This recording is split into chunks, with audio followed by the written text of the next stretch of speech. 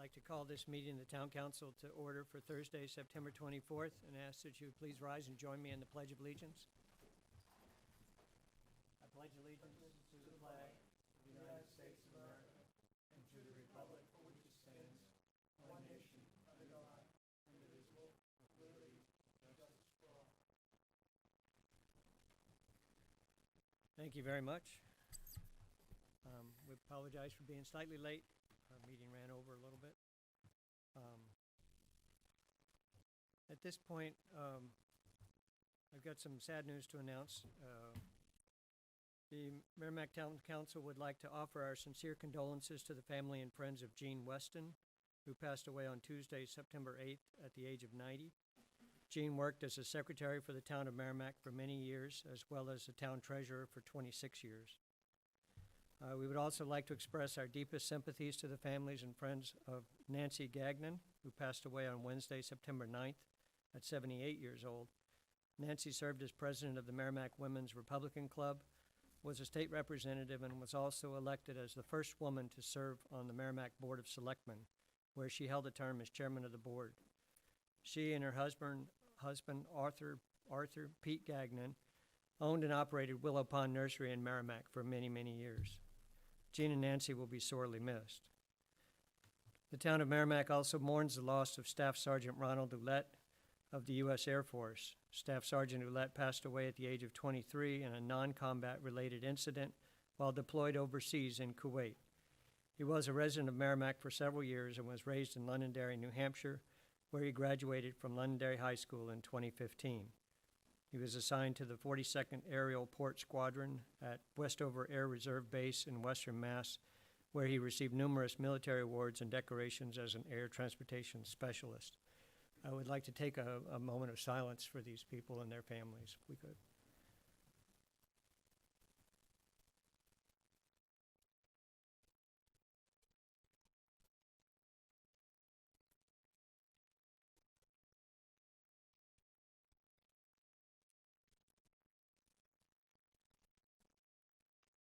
Thank you very much.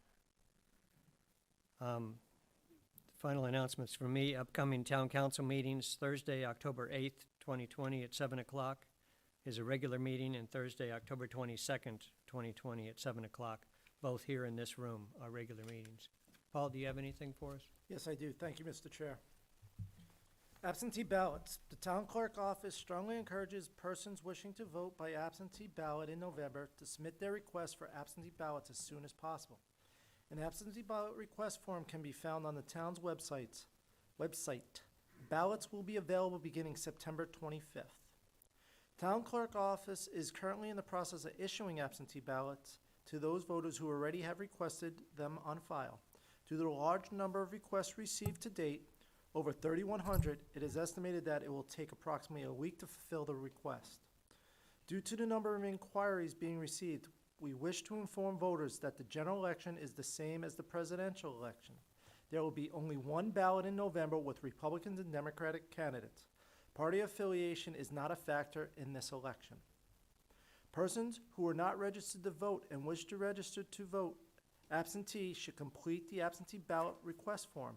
It serves both as a request for a ballot and as voter registration. Speaking of voter registration, the town clerk's office will be open and accepting voter registration applications in person during normal business hours for those who wish to do so. In addition, the supervisor of the checklist will hold voter registration hours at Town Hall on the following dates and times. Thursday, October 1st, 6:30 to 7:30 p.m. Thursday, October 8th, from 6:30 to 7:30 p.m. Tuesday, October 20th, from 6:30 to 7:30 p.m. and Tuesday, October 27th, from 7 to 8 p.m. The Parks and Rec Department has teamed up once again with the American Red Cross to host a community blood drive at Wasserman Park on Saturday, October 10th, from 9 a.m. to 2 p.m. The American Red Cross is facing a shortage that has led to urgent need for blood donors of all types. Please consider donating an hour of your time and give a pint of blood. It will help save 3 lives. All presenting donors will receive a COVID-19 antibody test. However, spaces are limited and walk-ins will not be accepted. To register, please contact the Parks and Rec Department at 603-420-1661 or register on their website. And finally, you can stay at home, stay safe, watch this Friday's game live on Merrimack TV. The Town of Merrimack's Media Division is committed to live coverage of this Friday's home opener with Merrimack High School varsity football team versus Bishop Gurdon beginning at 6:30 p.m. There's 3 different ways to watch it live. On Comcast, Channel 21, MerrimackTV.com, Merrimack TV on Facebook. Additionally, Merrimack is seeking volunteers for potential future events. Most importantly, play-by-play announcers.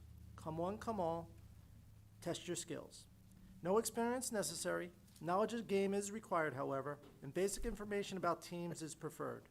If interested, please email Merrimack TV, that's MERRIMACK-TV, at merrimacknh.gov. Thank you, Mr. Chair. Thank you very much. Any questions for the announcements? Seeing none, we'll move to comments from the press and public. Anybody that wishes to address the council at this point? We have a short time period available. Please come up to the microphone. Seeing none, we'll move on. That brings us to recognitions, resignations, and retirements. We have a couple of recognitions today. First, we're finally able to recognize the litter crew. I'm going to ask Barbara to, I know I have it, to make the presentation. Do you want to, or? No. You don't? So I'm guessing from the orange shirts that say what on them? Don't be an ass, throw away the trash. Awesome. That you guys are the litter crew, so. Yes. There's a lot more of them. And I'm guessing there's plenty more of you, because otherwise you'd be totally exhausted from the work I hear that you folks are doing. Absolutely. But we, realizing that this is kind of an unprecedented set of times, I was noticing recently that I was talking to my wife about it being, before COVID or after COVID. It gives a whole new meaning to the term BC. Because we were talking about things in the beginning of the year, but I know you guys have been working throughout the whole time, and we really do appreciate the work that you do. So we have a certificate for you at this point of appreciation, which states, certificate of appreciation presented to Brendan DeCamper and the litter crew, in acknowledgement and with gratitude for the time, effort, and hard work that you have provided to the town in cleaning up litter from Watson Park, and the Wildcat Falls Conservation Area. Presented this 24th day of September 2020 by the Merrimack Town Council. So we really do appreciate the work that you do. Thank you very much.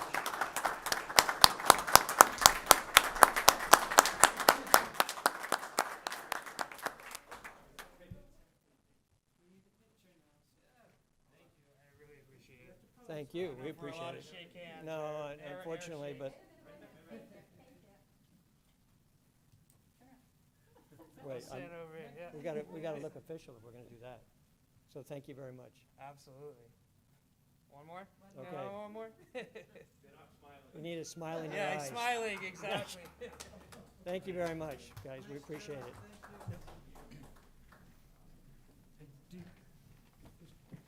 Do you look for volunteers? Go ahead. Mr. Chairman, I just want to point out that Abel Ebenezer sponsored the trash crew, and again, one of our local businesses in town giving back and helping us continue to make Merrimack a great place to work, live, and to raise a family. So I just want to thank Carl. It's Carl Soderberg, right? Mm-hmm. Yeah. And Mike Lozelle. I want to thank them. The beer remains outstanding, but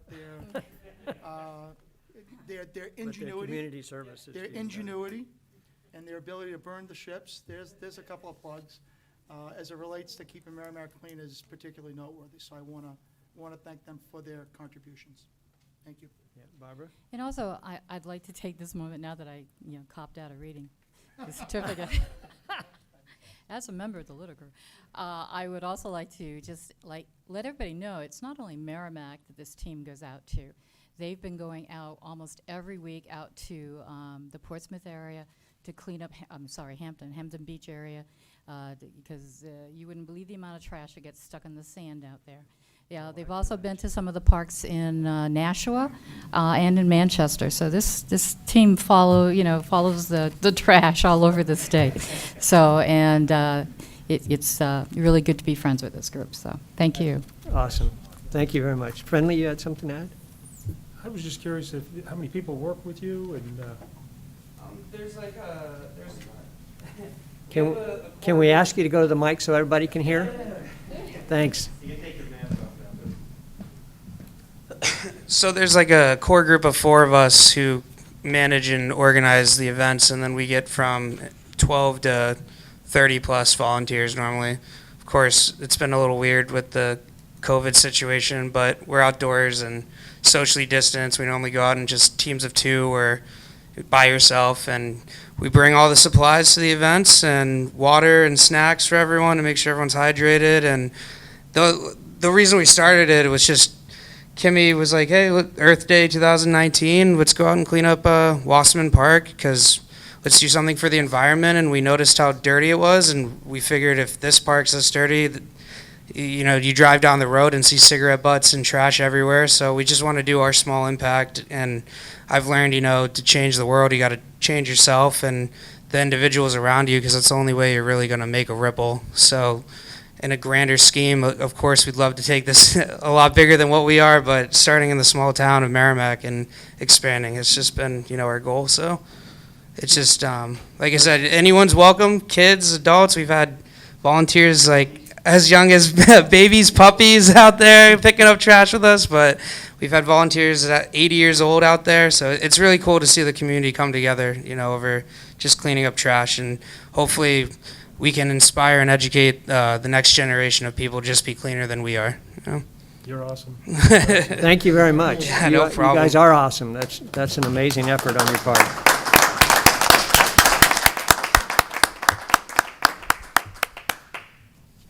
Okay.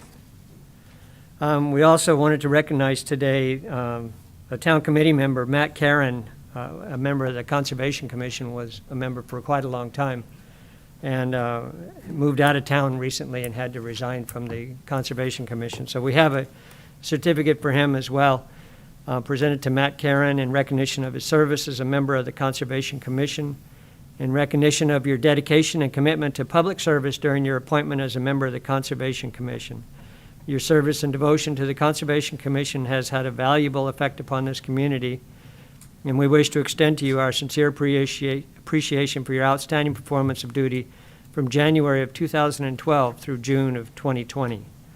Matt will be missed. He's the past chair, most recent past chair, and we were really happy to have him with us, and I'm sure he'll be fine wherever he lands. And I think he's in Amherst now. So, Pete?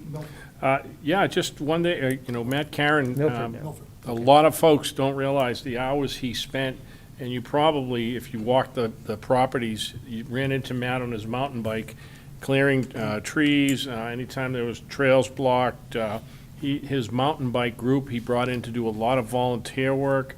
So Matt worked tirelessly, not only on the committee, but physically out on the property. So yeah, he'll be missed. He did a great job. Thank you, Matt. And just to dovetail off of that, Mr. Chairman, if I could, Matt would put in a lot of single-track trails up on the backside of Greater Woods that I run Greater Woods, like a lot of other people that go in there to use it. And the specific single-track that he put in for mountain bikers is absolutely technical. It's absolutely difficult. It's a tremendous resource, and it takes somebody who does mountain biking on a regular basis to be able to look at terrain and be able how to put in a technically challenging but relatively safe trail for people to be able to use. So we're going to miss him. He's gone on to Milford. It's Milford's gain, and Milford's got their issues right now that I know he's probably going to sink his teeth into. But for the time and the amount of time that he was here in Merrimack, he left this community a really good place with the work he did on the Concom. So my thanks to Matt, and wish him the best of luck. Awesome. Thank you. Anybody else have any comments? And so we'll move on to appointments. Our first appointment is with the Parks and Recreation Committee Chair Laura Janes. Per the Town of Merrimack Charter, Section 6-6, at least annually, there should be an annual review with the Parks and Rec Committee. This agenda item is to highlight the committee's significant actions, current projects, anticipated actions, and to raise any concerns the council should know or could act on. And Laura can't be with us tonight, but she's coming to us by telephone, we hope.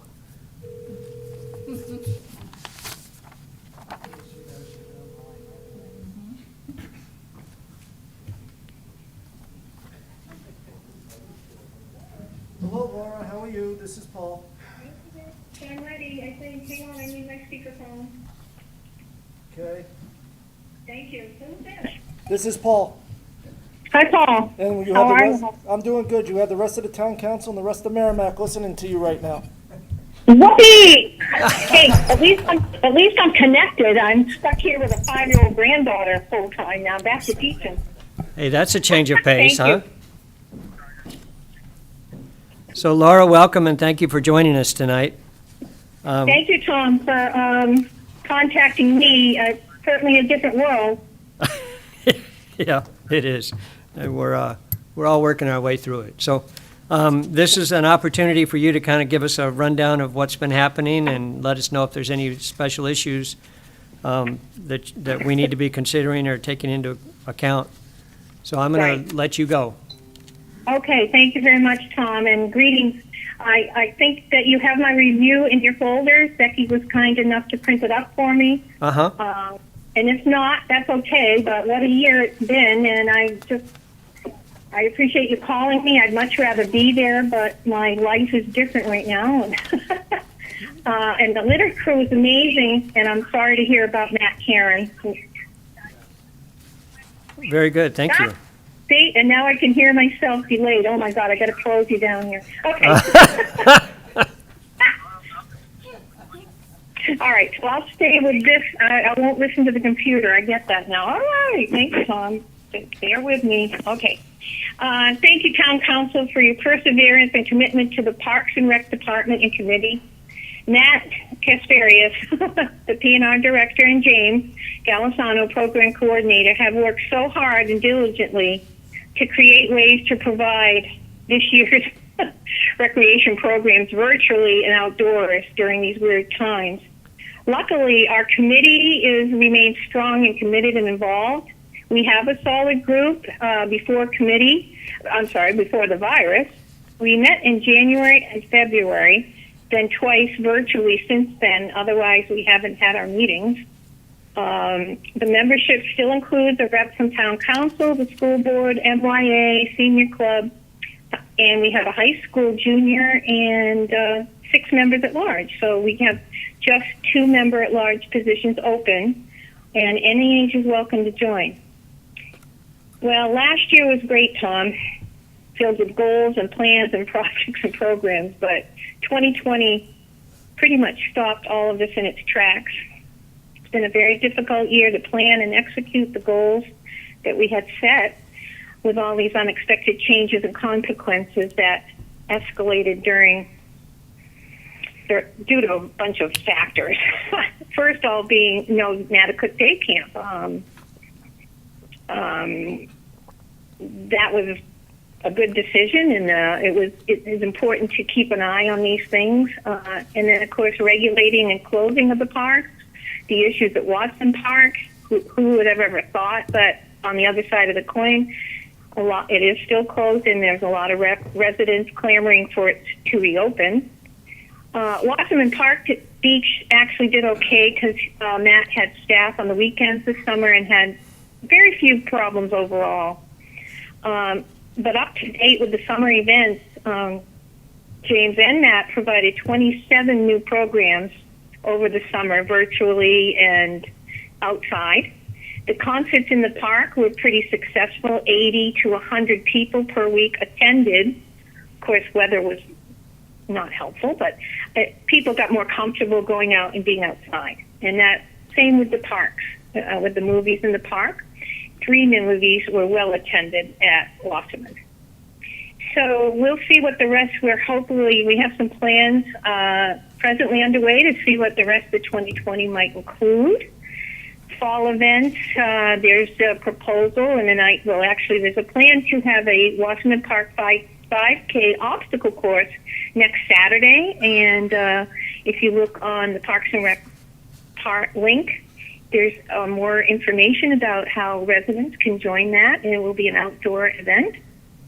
And I think Paul already mentioned the community blood drive at Wasserman, Saturday, October 10th, 9 to 2. Must pre-register and no walk-ins.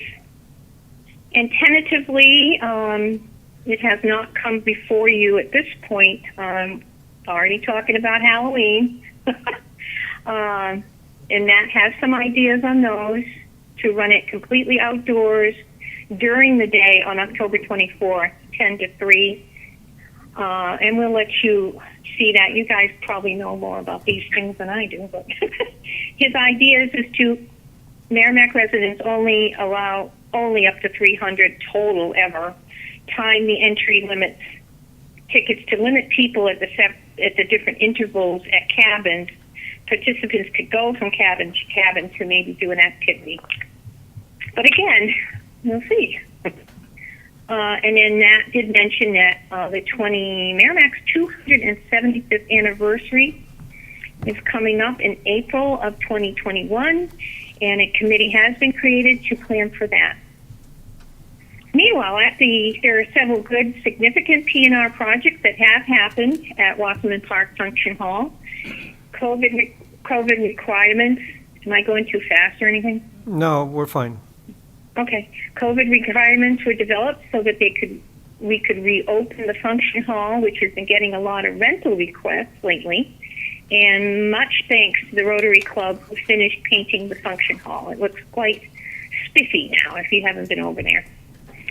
The beachfront update on Wasserman Park beachfront should be starting soon. We're still waiting for the last couple of permits to come through. And that process will include the docks will be removed first to clean the whole waterfront area, dredge some things out of there. Retaining wall will be put in, and a perched beach will ultimately be built. On to the tennis court resurfacing project. There is money in the budget, but spring is going to be the better time to do this in the spring of 2021. Our dog park subcommittee is still very active. Christine is my co-chair on the committee as well as the subcommittee chair. The balance of the dog park fund is $2,761.59. They're planning to schedule a cleanup day and as well to spread mulch. And they're always looking for donations for dog waste bags. But residents should remember when they go to the dog parks to bring their own water, as the water line project is still ongoing. The good news too, though, to the left of the dog park, there is a new Boy Scout project approved for installing a kiosk to the left. So we have a capital improvement plan looking forward to next year, or 2021-22, to replace the old dock. The dock presently at Wasserman Beach is 29 years old and will need to be replaced. And rather than keeping it an H shape, which kind of slows down the flow of the water, Matt is suggesting an L-shaped dock, which will give it a lower cost. The flow of the water will be better, and the lifeguards will have a better line of sight. The other improvements that need to be done that Matt has looked at is the P&R office at Wasserman is about 45 years old. The office itself, it's not ADA accessible, and he's predicting about $7,000 to build to make it so, and the roof needs to be replaced at about $5,000. At this point, we have no further information about the skateboard park. It's kind of in a status quo position.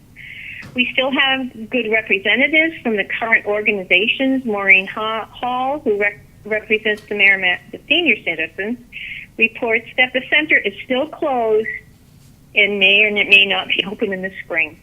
Ouch. We have a wonderful young lady, a high school representative, Abby Cody, who reports that the Merrimack High School has started with the hybrid schedule.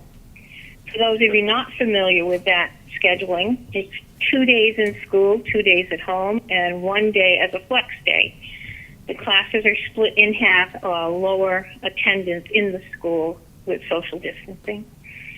Football, cheer, and marching band are in session, practicing outdoors and with social distancing. And this Saturday night, no, tomorrow night, Friday night is senior night, scheduled to be outdoors with band, etc.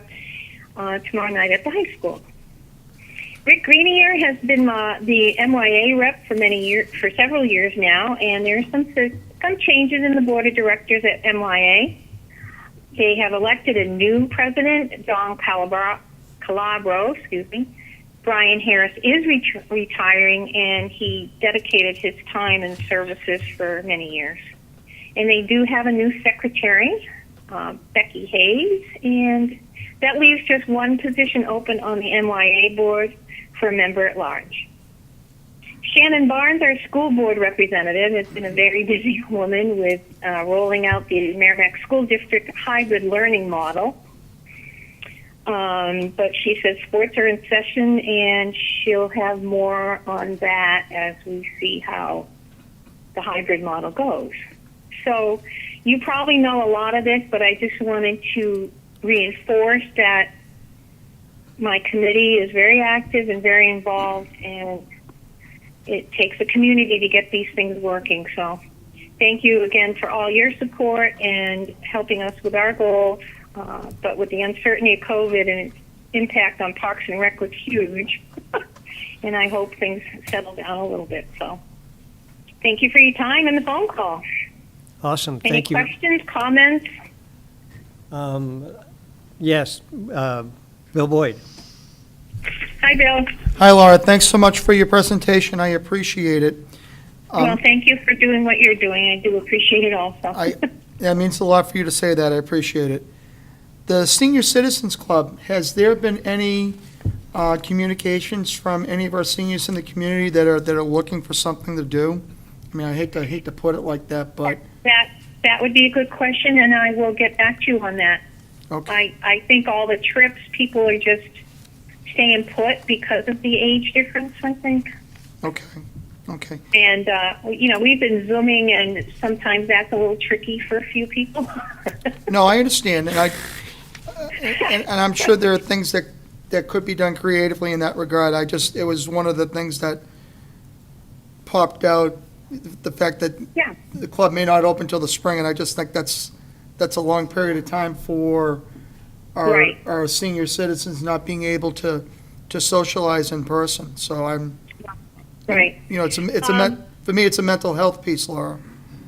Yeah, absolutely. I do know that Maureen, being the social girl that she is, will have lunch with small groups. I tend to hope that they're in small groups because, just socially visiting together, but because some people are not as good with the computer stuff, the devices, et cetera. So. Yeah, I know But that. that's a good question, and I will bring that up at our next meeting. Thank you, Laura. And then the one last follow-up question is, I know Sure. you talked about the discussion of the CIP. Is that something that, and I hate to put you on the spot, do you know if Matt will be making that presentation when the council starts? Or actually, let me defer to Paul.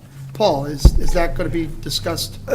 Once, that's a recommendation that this committee makes to Matt, Yeah, Karen, and maybe I then- was premature in even putting that in my report because the schedules keep changing, et cetera, so nothing's in concrete right now.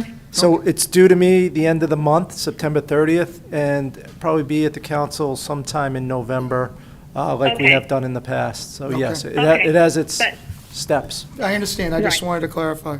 And Bill, Okay. can I just Thank insert? you very much. Laura, thank you for answering my questions. Appreciate it. Laura, just Yeah. to let you know, this is Nancy. I'm responding to Bill. Bill, I just want to let you know that the senior center has similar concerns as you do.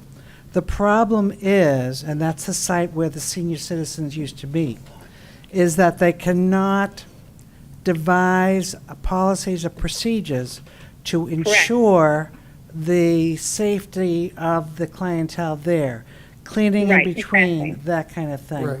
Because they don't have permanent staff there.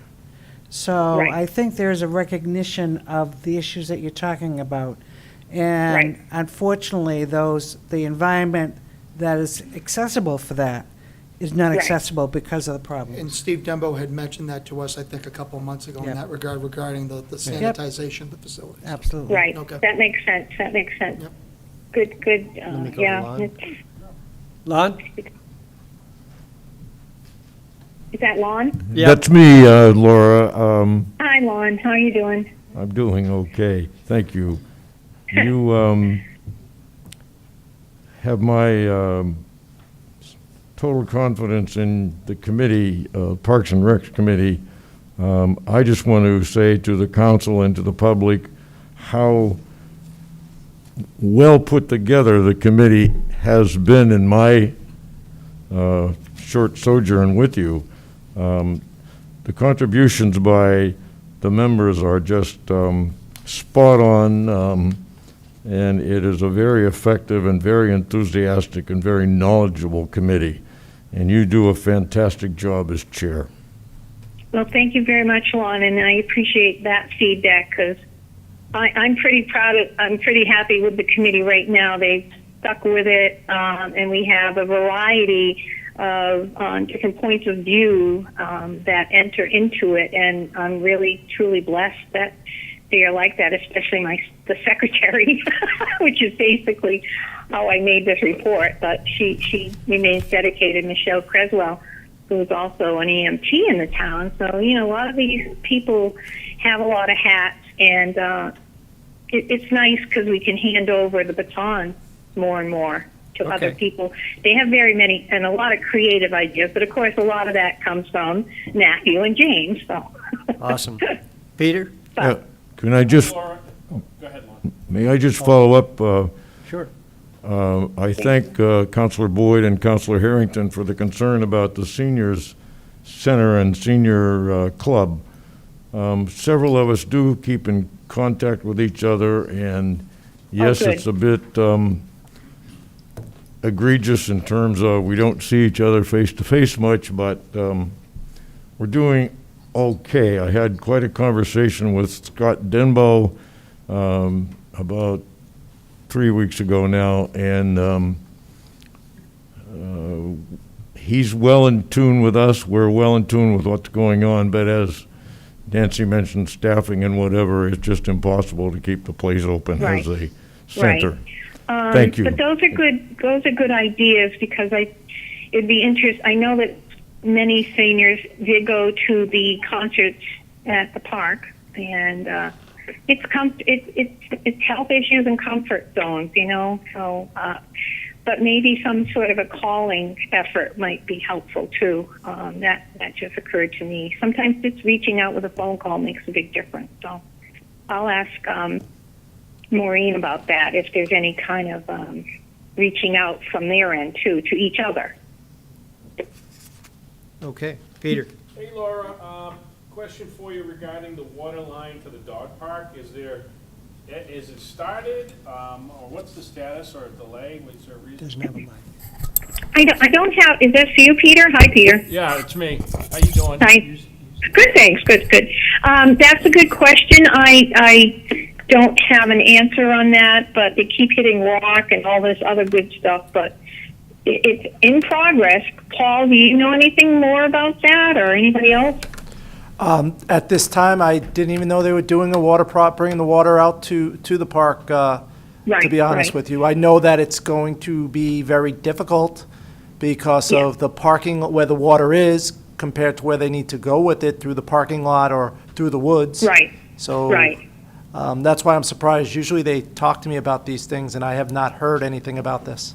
Yeah, I think at this point, it kind of went back to the bottom of the list for a while because of cost, and there's other things.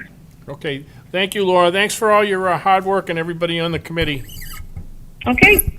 Any more questions, thoughts? Thank you so much for all your dedication and good decisions in crazy times. And if I can be ever in any help, let me know. Matt, I'm just thrilled that Matt is healthy and active as he still is. Matt is an And- amazing, amazing and- asset. and- yeah. So thanks. Great. Bill, Thank you had- very much, friends. Just a minute, Laura. Bill Sorry, had- Laura, Yeah. one last question. You have the Halloween party tentatively scheduled for Saturday.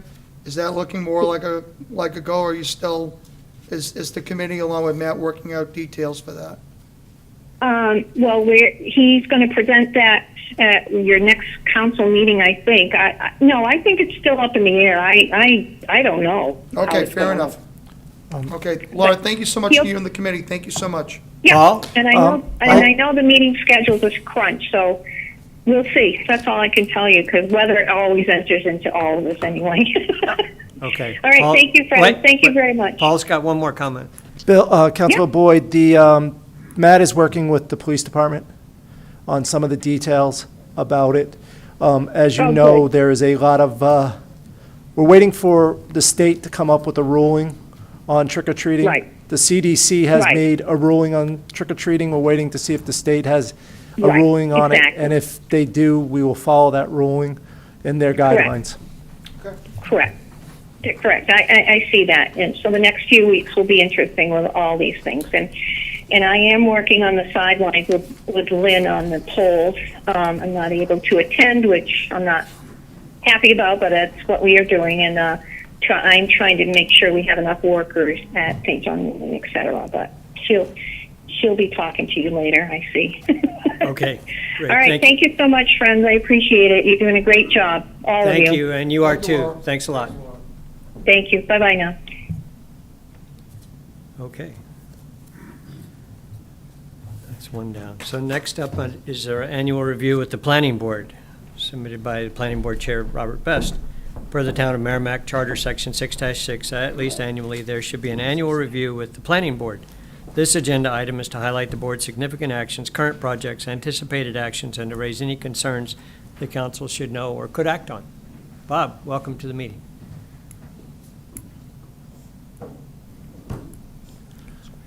Thank you. Thank you for the opportunity to be here. It's good to see everybody in person.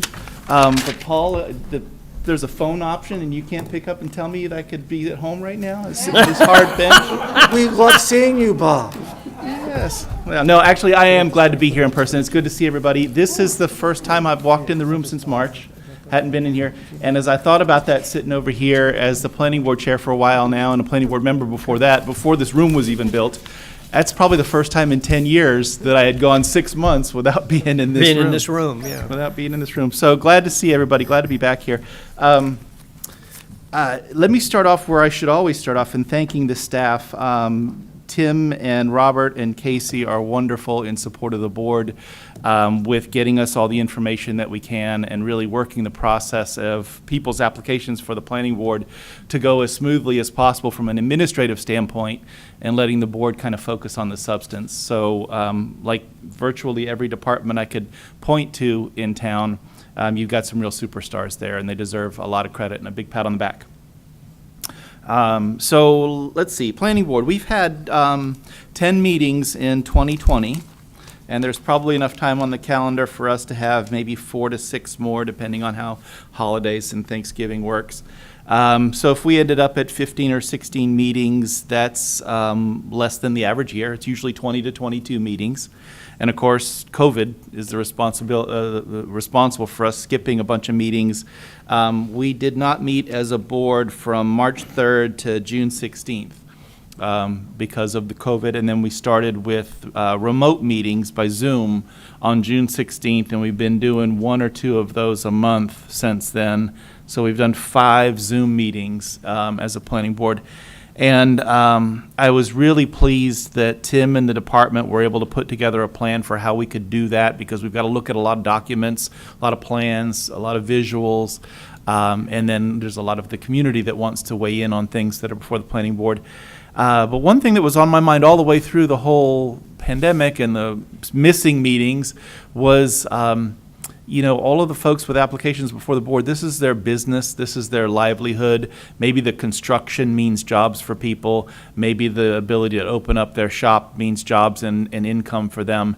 And I didn't want, when this thing was all over, for there to be a backlog in the pipeline of people trying to figure out how to get their things approved.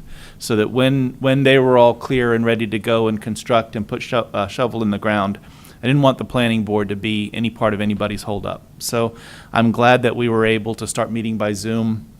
It has some advantages for being able to have the applicants put plans up on the screen and kind of point to different things that we can see very well in front of our computer. Some members of the board aren't in love with it. They like to hold the plans in their hands and stretch them out on the table and mark them up and things. But it's certainly been new for us to do the electronic meetings. I think that there'll be room for that going forward in some form as we get back to normal, to sort of always have that option for a snow day or something like that, where occasionally we've had to haul people out here to vote on a bunch of continuances because it's snowing and nobody can come, but we have to have a continuance to do it. So I think that we'll have a little bit of a benefit from what we've learned about the electronic meetings in Zoom. Let's see, what's some other notes about what we've been doing? I think there's been a lot of attention since 2018 and into 2020 on a lot of the subdivision and multifamily housing that's been put before the board, and a great deal of it has made it through the approval process. I saw that Tim had done an updated report. I think he probably made it to you guys as well in 2020 that talked about there being 1,238 residential units of one variety or another that are in the planning or the pipeline, many of them approved and under construction. That's 167 single family and 1,071 multifamily units in town. And it's an incredibly huge number. And when we sort of meet with colleagues on a state level or the National Regional Planning Commission level, they talk about New Hampshire projected to have 10,000 too few housing units for the economy that it projects, for the people that it needs to have to support our businesses. And to have our little town chipping in that heavy towards trying to fill that gap. That said, I think that most of the larger properties in town where there's some available space to do some of those big developments have already kind of come forward and gone through the process. I don't expect that that'll continue at any kind of a pace like that. Part of the reason why Tim had done all of that analysis was for the benefit of understanding what the tax impact might be, and that analysis had said that all of that development, 1,238 residential units, could put somewhere in the high 200, low 300 school-age students in town, which obviously means a lot to the school district, and they've got to work around that for planning purposes and all of that. I don't have the statistics on how many site plans and commercial and industrial. I made my request of Tim's department a little too late once I saw us on the agenda here, so I apologize to you for that. It's been about a normal amount of stuff on our agenda. It hasn't been less, maybe a little bit more. We've had a few meetings run into 11:30, 12 o'clock at night. Not too often, but it happens. Mostly because, there's an interest by a lot of the people in the community to say something about a particular application. Probably the biggest work, the most interesting things are some of the things that Tim is championing as the Community Development Director, and it is in two areas of dealing with our regulations. First, we had traditionally had one regulation that dealt with site plan and subdivision. It was one combined regulation. And many of those, sometimes that made sense. There's a lot of things that were kind of common to subdivisions and site plans. But there's quite a bit of things that were overlapped that didn't really fit. It was a little square peg in a round hole kind of a situation. And Tim went through the work of separating subdivision and site plan into separate regulations so that you could tailor them to the specifics of each one of those things. And then there was, as to the site plan regulations, quite a bit of amendments that went into how those things were shaped once they were separated. And the board had gone through all of its review of that. Tim did a great job of putting it all together for us and leading us through it. And that was a big effort. Site plan is commercial properties, or Yep. is that? Yep. So is that a distinction? Sure. So those are the basic two kinds of things that the planning board sees for applications are either a site plan or a subdivision. So a subdivision, pretty easy to understand. You're breaking property into some number of lots for either commercial or residential. Site plan is looking at either a commercial or industrial use on the property and looking at the way the building is arranged on it, and parking and lighting and traffic flow and water runoff and all of those kinds of things. It isn't about whether the grocery store or whatever the person proposes is, needed or wanted, or we need another one of the gas stations or whatever, those kinds of things. But does it meet sort of the technical regulations to be safe and healthy for our community, have good traffic flow and sidewalks and lighting and safety and security and those kinds of things? So that's site plan regulations are really kind of all the commercial stuff. Okay. And that focuses mostly along the DW Highway Corridor and then along Continental Boulevard over towards, Home Depot and all of that. Most of our commercial is, on the one side of the turnpike, and all the residential, single-family residential is on the other side of the turnpike. Yeah. Multifamily residential also fits as a site plan regulation, so an apartment building is also going to be in there.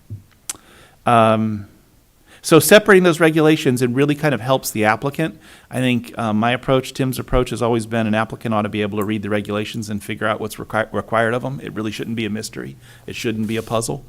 There's always some things to talk about when you come before the planning board, but it really shouldn't be a mystery what's going to happen, whether we've met all the requirements of the ordinance or if there's some that need some interpretation. Those kinds of things should be well laid out in the ordinance, and now that they're separate, they are. Planning, a site plan and subdivision regulations are just that. They're regulations that the planning board can adopt on its own authority. The other piece of work that Tim is doing is a relatively comprehensive update of the zoning ordinance.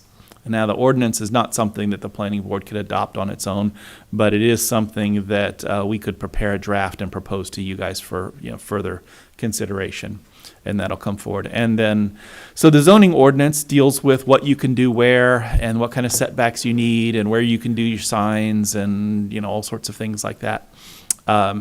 And the difference between the two is if the zoning ordinance requires something and you want some relief from that, you got to go to the zoning board and get a variance. And you've got those 5 statutory criteria, and it can be a pretty heavy lift to get a variance.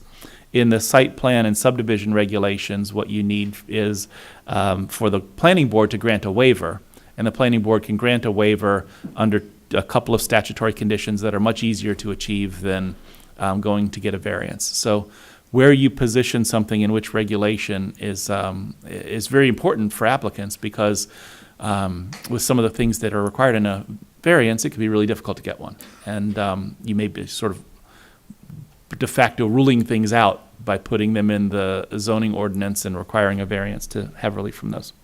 So getting those two regulations fixed up and the zoning ordinance cleaned up achieves quite a number of things that are in our master plan, our 2013 master plan.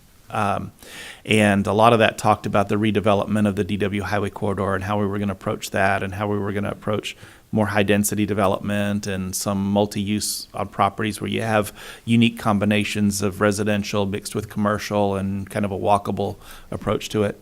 So it achieves a bunch of those things. It's kind of a real benefit to have Tim be able to go through and really check a bunch of boxes that were on the master plan. So that's kind of a summary of the work that we've been up to. We are we do not have a full board.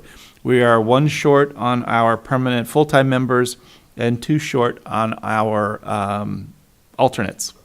So I'm on the chair, Alistair's the co-chair, Neil Anketel, Lynn Christensen, Paul, the 2 town council reps, and then Nelson Disco. So we can use, if people are listening and they're interested in helping out, come on down and sign up. It's really fascinating to be a part of, to see what developments are in the works around town and how people approach them. It's not too much work for people to do, and so we definitely need some new interest in there. That's all I have to say. I don't know if you guys have any questions of me. I hope that was probably one of the shortest I've ever offered up. Peter. Bob, thanks for you and the planning board's efforts every year, and I think every time you come before us, I ask you this, and I know it could be a long dissertation on the answer, but I'd ask you if you could kind of keep it short, but all year long, all we hear is Merrimack's building too much, and we got to just make them stop. Why can't the town council just make everything stop? Can you just give us the short answer so the people out there can hear? Why can't we just tell them to stop? Sure. Every city and town and every planning board are creatures of state law. And state law lays out, if you've got a planning and zoning ordinance, it lays out what people have to meet in order to develop their property. It is private property. They are able to make use of it. And just putting a ban on people's property would get you in all sorts of legal hot water. And so, the long and short of it is that state law doesn't allow you to just put a barricade up and say, our town's closed. And most of that's inspired by the fact that private property rights dictate that people are able to do what they want to do with their property. So, does that help? That's great. Hopefully that wasn't too deep of a dive. Anyone else? Does anybody else have questions? I know Bill and I are quite familiar with the amount of work you guys do, and we do appreciate the effort that you guys put in. I know that, as Peter alluded to, some people think that the planning board, the zoning board, and the town council have some magic wand that can control what people are allowed to do with their property. And if it's in our regulations and if it's in our rules, then that's what they can do with the property. And we can't just blatantly say, no, sorry, we've got enough houses, we don't need any more apartments. I mean, if the property is in an area that's allowed for those, there's not much, we can't just say no. We can make them follow the regulations and the restrictions that are in place. And they typically do that quite happily, and even sometimes throw in a couple extra things here and there to enhance roadways or traffic or whatever in order to make sure the whole project works well to avoid damaging the town. But you guys do put a lot of work into it, and we appreciate the effort. Yeah, certainly try to attend to all of those details to make it work out as best as possible. Just don't want to have a feeling that, once we get the, certain number of people in town that we're going to raise the drawbridge and keep it all to ourselves, because it's a great town, and a lot of people want to be here, and a lot of people want to do business here, and that means a lot of good things for the town as well. Even if you folks sort of also are nostalgic for the days when there were less folks around. Yep. Barbara? Hi, Bob. Hi, how are you? Question for you, or not really a question, just an observation that's been coming. Several of us have been pulled into some community concerns with residents on the build-out that's taking place at the Flatley property, where they want to put in 3 warehouses, et cetera. And it looks like that it's going to be a little bit more in-depth than usual, because it looks like you're bumping into MS4 with the EPA type of regulations, as well as some complex stormwater drainage. So I would say don't be afraid to get with Eileen, because we have engineers who are very in tune with that stuff. And I'm sure she would, be very willing to help you all with that, because I think you may even be coming to visit us. They may, and I'll pass that along and kind of make sure that the board's in tune with all of those choices and options. That particular project, I recused myself from being involved in any of the votes on it or dealing with those choices. So I've deliberately not even kind of dug in with what the talk is all about. Yep. And that just Don't blame go you. find my corner and sit there. Don't blame you at all. But obviously, it's one of intense interest in town. Yeah. Not just for the development that they have, but that property's issues with the water and the And the PFOA and all soil, that. et cetera, yeah. So it's going to maybe be a little bit more challenging, but I'm not an engineer, and I leave that to those guys. So. I'm not the right kind of engineer to solve that problem. Different kind. Anyway, thank you for the question. Well, Anybody else have comments? Is there anything that you need from us at this point, or just continue to work with the staff and clean up the zoning ordinance and things like that? Mostly that, but keep the word out there for folks that are interested in volunteering. If you run into folks that are trying to figure out how can they engage in town, obviously there's a zillion committees and things, but here's one, and it's kind of an interesting one. It is an interesting one, and it's much better being on the board than trying to sit and watch the board meetings, I think, because you can get more involved and more part of the discussion and all those kinds of things. So if you have an interest in that, I would highly encourage you to come forward. We definitely need the help and support of the neighbors to evaluate and understand and know what's going on in their town. And so you have one full-time opening and two alternate openings? Yep. And then because of the way the world works, you pretty frequently are using your alternates in voting positions, and so it's not like the alternates don't get any action. Well, if we do. and I know when I first moved to town, the alternates were kind of left in the seats and told to just only come up when they were called, and so they didn't even participate. But now we have our alternates actually participating in the discussions, and they simply don't vote. Yeah. If they're not voting members for that evening, right? So they are Correct. still allowed to participate. Yep. Participate, ask the questions, and frankly, the more people have opinions that people think the planning board's not doing it right, whether you're coming to testify on a particular project or interested in being on the planning board, more discussion makes more ideas. I don't begrudge it. I don't want to resist anybody that, you know, has a different opinion of the way things ought to be done. Come put it on the table, explain it. Maybe you'll convince get some people behind Convince you. people, yeah. Barbara, you had another question? And for those people who may be interested but say, you know, I'm not a contractor, I'm not an engineer, but I want to participate, are there training programs that people can go through, or, you know, how would they get up to speed, so to speak? Sure, absolutely. So you don't have to be any of those things in order to be a member of the planning board, and we've got some folks on the planning board that are not. There's people with engineering backgrounds. My engineering background is biomedical, so I didn't do anything for this kind of stuff for me. But any background. But yes, there's some training. Certainly, just spending some time with the staff will get you a lot of training. But the Municipal Association and what's the other state agency? The Office of Energy and Planning, whatever they've decided to rename that. They renamed it, I forget. Again? I forget what they renamed it, but it's got a new name. It's, Economic something or other. yeah, Anyway, they do annual planning and zoning board training and retreats and conferences and things. stuff, yeah. So those things are definitely out there for folks to get in here. But also, you know, there's no better way to learn than to kind of do it. And as an alternate, you can feel like, hey, I'll sit over here and just kind of listen for a while, and then maybe I got speak up when I want to. But you're not sort of thrown into the deep end, and you have to swim and you know, understand all that stuff. Plus, it's a board of 7, and so there's always other folks, and you can ask questions and call. And hey, I saw this on an application, and I do that with planning board members all the time, where they call up and they say, you know, what about this issue? How come we didn't talk about that when we were?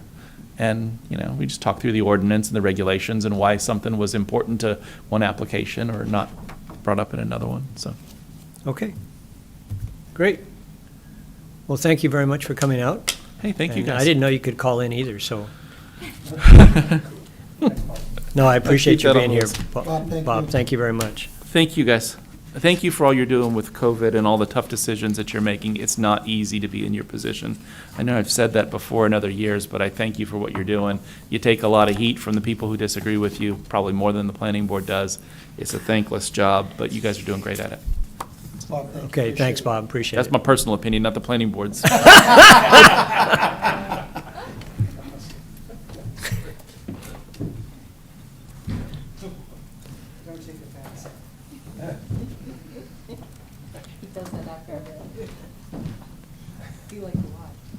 We appreciate that, too. Yeah. All she's got to do is tune into TV, and you're a sunk goose. Our third appointment for the evening is a polling location discussion submitted by Town Moderator Len Christensen and the Town Council to the Town Council to formally select polling locations for the upcoming general election on Tuesday, November 3rd, 2020, to move the polling location potentially from St. James Mastrocola Upper Elementary School to the high school in accordance with RSA 658:10 and Charter Article 3-4. Len, thanks for coming to join us.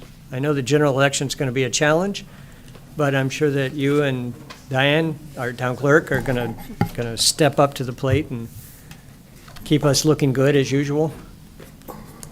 We'll do our best. I'm sure you will, and it'll be a success. Good, we're all done. No, go ahead. I'm So- easy. So if this is our main discussion, moving the location, you want to talk about that first, or? With the social distancing that we need to do, and we've been doing, this election's going to be huge. Typically, we get 75 to 80% turnout for a presidential election every 4 years. We've got over 20,000 people on the checklist. You can do the math. That'll give you an idea. 15 to We're 18,000. talking 15,000 people on a normal presidential election. We may get more than that on this one because of the interest that's going on. Uh-huh. Yes, there are going to be some absentee ballots that will relieve a little bit of the pressure, but we probably had 70% of the people vote in person at the primary. We had a lot of absentee ballots, but we still had a lot of people coming in person. I think we're going to have the same thing. Yeah. Setting up the number of tables, checklists that we need, spacing them out, setting up the number of booths that we really need. We really don't have the room in JMU's Anywhere. to do it. I'm not even going to talk about the other two. And that's why I thought we might consider, for this election, moving just the JMU's location down to the high school. We can use the cafeteria for the same-day registrations for the supervisor's checklist, as we've done, and use the entire gym for the polling. That gives us enough room to space things out, to put up the number of booths we need. The school is amenable to doing it, allowing us to do it, so that's not an issue. And parking is not an issue there, certainly better than it is at everything is better there than it is at JMU's. So I think it's worthwhile to consider doing that. If you opt not to, we'll make it work somehow. It's an easy transition from JMU's to the high school. You put a sign at the end of the road, just say, don't stop here, keep driving a little bit. It's not like you're coming from one of the other locations to the high school, so it's an easy transition. Right. But it's up to you. So the area at the high school versus at JMU's, do you have an idea of how much more space is available? The cafeteria is bigger than the APR at JMU's. Is it really? Yes. Okay. Not by a lot, but it is bigger. So the gym is bigger by By a, 25, yes. 50% or something Oh, like more than that that. also? I think it's almost twice. Okay. So Yeah. that gives you a lot more room to spread Yes, out yeah. and put up a lot more of the booths, because I know at the primary, you had times when you had every spot full. Yep. And people in line getting ballots. Yep. So if we have 2 or 3 times as many voters, which is what we're kind of expecting, Right. it's going to be a busy time. Yep. Okay. Finley, you had a question? I did, I was just, I embraced the idea when I got your emails early on. I think it's a good idea, very, as you just pointed out, easy to redirect. Can you get closer to your mic? I apologize. It's easier to redirect people right down there. I was just wondering, with the quantity of people you're anticipating, is there a need for a traffic pattern change? Or is that, because we have the 3 polling places? I think if you leave the people to their own devices, they figure out how to get there and get out. Oh, very good. Just addressing that specifically, we voted at one polling location at the high school twice. The first time we did it, there was no issue with traffic. We had lines inside, but there was no issue with traffic at all. It was the second time where someone established a traffic pattern that just At the blew last everything, minute, yeah. just blew everything out of the water. No, I agree. So I think you leave people to their own devices, and they'll figure out how to do it. Not naming names. Any other questions? Barbara? Bill? Thank you, Mr. Chairman. Lynn, do we have any concerns about handicap accessibility versus at JMU's versus people being able to get into the high school to vote? What I've done before at the high school was as you come in O'Gara, we make a cross pattern by the Brentwood School so so they're not traveling U-shaped around in front of the high school. But what we do is you go straight through till you hit the high school. There is a few handicap parking places right there, but I'm proposing, and what I did before was I established that last parking lot as handicapped parking, and then directed them into the back door of the gym. So it's a very short walk. They don't have to walk down the long corridor and all the way down. They come in that back door. Someone will take care of them right there with a table or checklist, or just very easy, and And whoever's out there will be and directing. We had someone out there Oh, yeah. with a wheelchair. I'm sorry? We had someone out there with a wheelchair. Yep, So if people, if it was too long of a walk, right, they were brought in the back door. right, You're right. And that worked out very well. yes, Are you expecting to put up the outside tents for people that refuse masks? Or any Absolutely. of that kind of stuff? Yep. Where at the high school? At that At the exit door. handicap entrance, or? yep. Okay. If we So do we're it, if we do it there, then people can see the ballot box. Right. And there's no question about, well, yeah, they took my ballot, but I don't know if they put it in the box. They can actually see it going in the ballot box. Yeah. So that's why I set it up on all three places like that. Okay. And that worked well, I thought, at St. John Newman. So effectively, you're planning for everybody to wear masks to go into the polling locations Correct. for the general. It's Correct. going to be just the same way we ran it at the primary, with no effective changes. No. I don't know if there's any other questions we need to just We may clarify do, for we people. may do things a little bit differently at the checklist tables, because it was nigh on impossible to hear names and addresses the between the masks and the plexi. We're tossing around some ideas, putting 2 people on each book, so that one person can pay attention to the book, one person can focus on the name and the address. I'm talking about using a small tray, like the top of a takeout container, about that size, that you come in, you put your license in that, you slide it in, they can look at it, they can see the name, they can see the address, they can check, yep, it's you, even though you got a mask on, and then they can slide it back out again. Checklist people are not touching the license, But you're still seeing it. but they're seeing it, and they can look at it, and it's not like trying to, To squint at it yeah, through a squint at it plexiglass through the or- and everything else. It's just, may make it a little easier to do that. Okay. Are there any other issues or concerns? Finley? That you spoke to the handicap parking going in through the back door. I do remember that being a real problem because people didn't realize that they were able to do that. So if we could make that, Signage, more clear than Yep. the last time, that would be Yep. good, because it is a haul from the front handicap parking to Right. get to the back, so. Yep. But thank you, Lynn. Peter? So Lynn, just to confirm, St. John, Newman, and the middle school polling places will remain open? absolutely, Okay. absolutely. We're not going to one. We're just moving one of the 3 to a larger venue. There's like 50% or more of the voters are at JMU's, right? Roughly half the So- voters are at JMU's. We've got about 10,000 at JMU's. We've got about 6,000 at the middle school, and about 4,000 at St. John Newman. And those 2 places are going to be tight. There's going to be lines. Yeah, there will be, but We can't do anything about it. there always is. There aren't any for this one. options for I mean, when those you have 2 this places. many people, There and there's just no aren't- other options. There That's just right. aren't any other options. So we'll do what we can. The hours are going to remain unchanged, 7 to 7. Okay. And as usual, if they're in line, we're not closing the polls at 7 a.m. and or p.m. and I slamming never the shut doors in off the anybody's polls to face. anybody that wants to vote. And we go out and holler out in the parking lot if there's anybody out there before we close the polls. So Yep. that's a good distance from the If I check-in see tables. somebody and- running, we just wait. We just wait. So, I mean, come on We've out, always even done if that. it's 5 Yep. minutes till, if you're there. Yep, Or at least look like you're coming. yep. We'll do the best we can to Yep. get you in there to vote. We will be pre-processing absentee ballots again, Right. which saved us an inordinate amount of time and effort at the polls. It just made it so much easier. So we will continue to do that.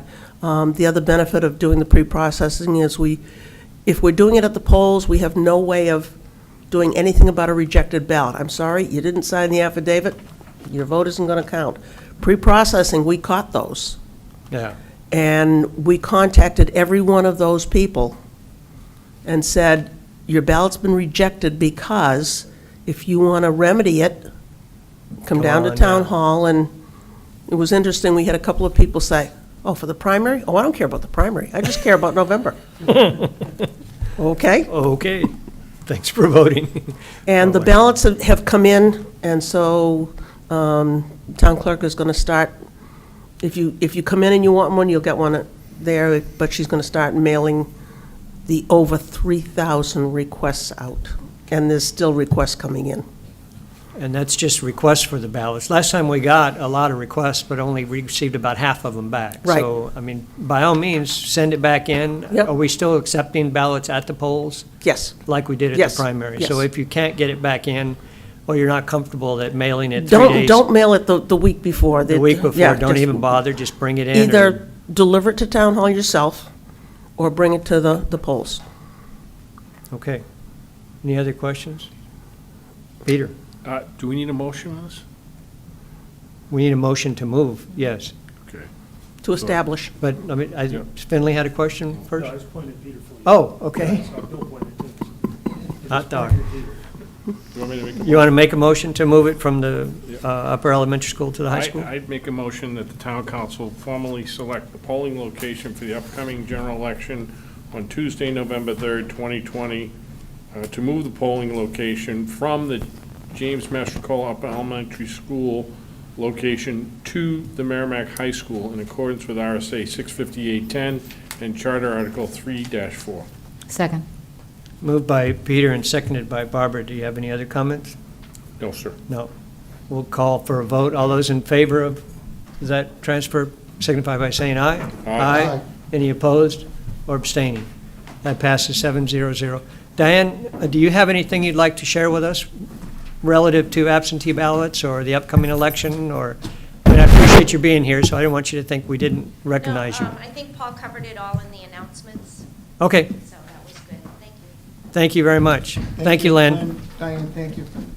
And we look forward to working with you in any way we can to make it happen.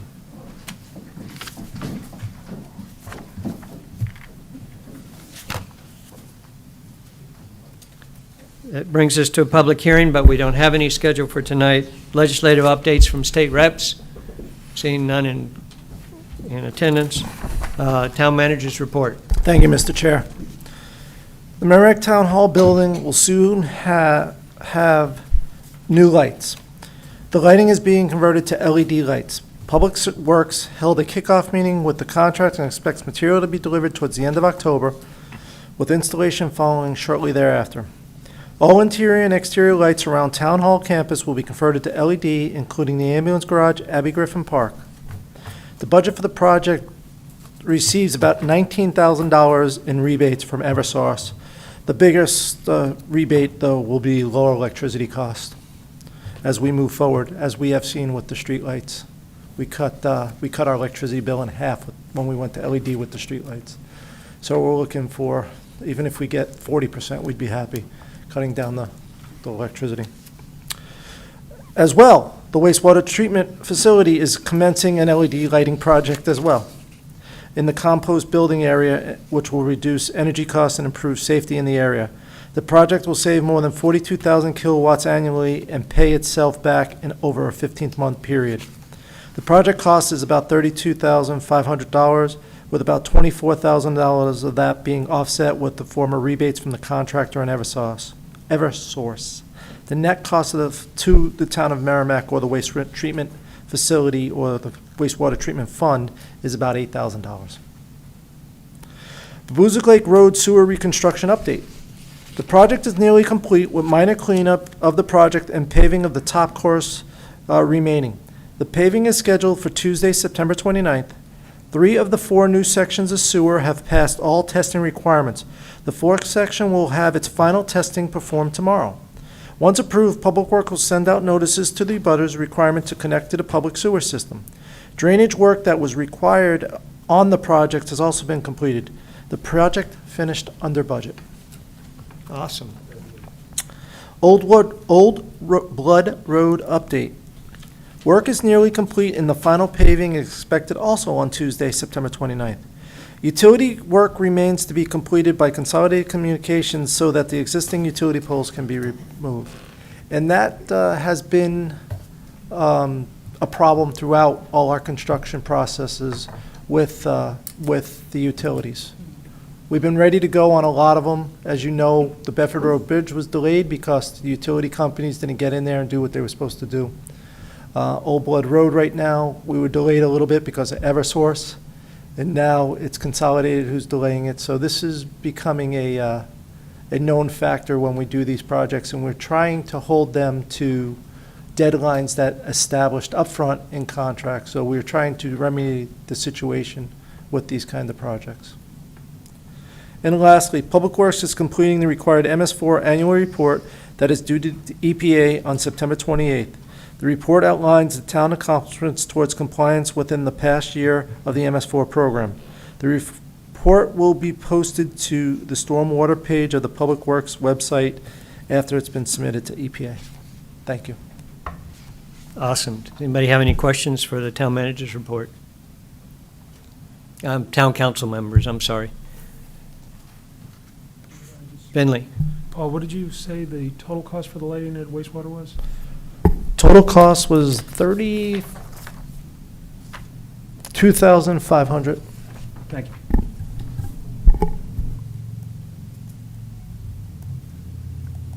Okay, thank you, Paul, I appreciate it.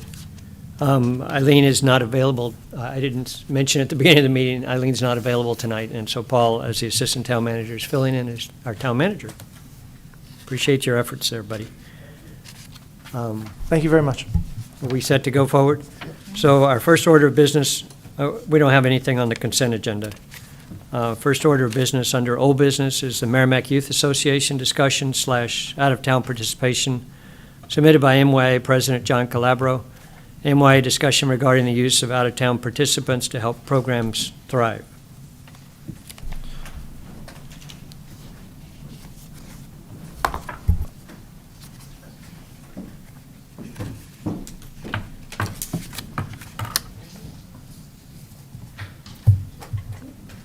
Let me.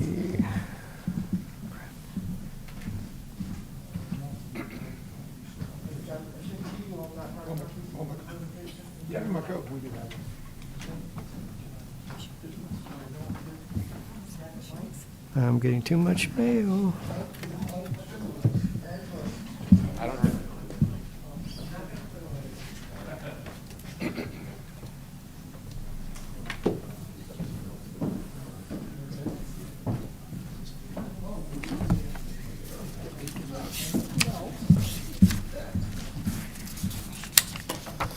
I came loaded to bear Okay. tonight.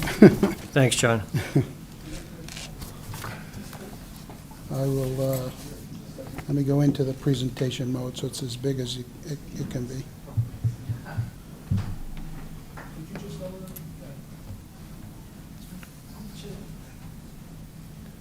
I want to just make a quick statement ahead of time. In conjunction with the town manager, I was talking to her about this issue, and she wanted me to point out, or we wanted to point out, the town, let me see if I can read it correctly. The town's only role in the MYA's efforts is to ensure that the annual contribution from Merrimack taxpayer dollars is properly accounted for and used to benefit Merrimack participants. This also includes the taxpayer funds used to groom and care for the town-owned athletic fields used by MYA. It is the responsibility of the MYA board to determine through various controlling documents such as any charter establishing the organization, IRS 501c3 requirements, et cetera, that allowing out-of-town participants into the program is legal. I'm not sure whether we finished our analysis of those documents yet, but we're basically looking for you guys to be responsible and understand those issues and help us to understand how the town's funds can be separated out if necessary or whatever. So and I'll let you go ahead. Right, so first, I'd like to acknowledge Rick Grenier, Vice President of MYA, decided to join us tonight, which is good. Moral support. Welcome, It's Rick. always good. So would you like me to respond to that question or go through the presentation first? Somewhere along the presentation, I'd like Okay. for you to respond. So So I've been working with Paul McCallie a little bit on this, and we went and reviewed our 501c3 document. It's completely silent about who participants are in the program. Of course, as a 501c3 nonprofit, we're not making revenue out of this, so it falls completely in line with that. So let me just kind of run through this and show you what we're talking about. And I'm assuming you all have had a copy of this and a chance to review it, so I'll try not to belabor the point, and I won't read the slides mainly because I can't really see them, but. So the purpose really of this, as we discussed at the last town council meeting, is the program numbers are kind of dwindling a little bit. It's creating a level of unsafety for some of the kids, having to play up or down and at the wrong age bracket and things like that. So really the purpose of this is to help build the roster makeup better so that the kids of Merrimack especially have a good experience when they play MYA sports. Of course, once they're on the field, they don't care if you're from Merrimack or Amherst, you're just a player. And we feel like it'll create a better environment going forward. So that's really a general synopsis of the purpose. So again, the current concerns, the biggest one is the safety of the kids, primarily in the football sport, that when you have younger kids playing with older kids, there becomes a size and maturity difference, and it becomes a safety issue, really, is the general gist. And then, of course, if kids are getting kind of beat up, they're not having a lot of fun. You know, nobody likes to get hurt and whatnot. So we make MYA sports fun for the kids. Sure, it's competition, but it's in the spirit of sportsmanship and fairness.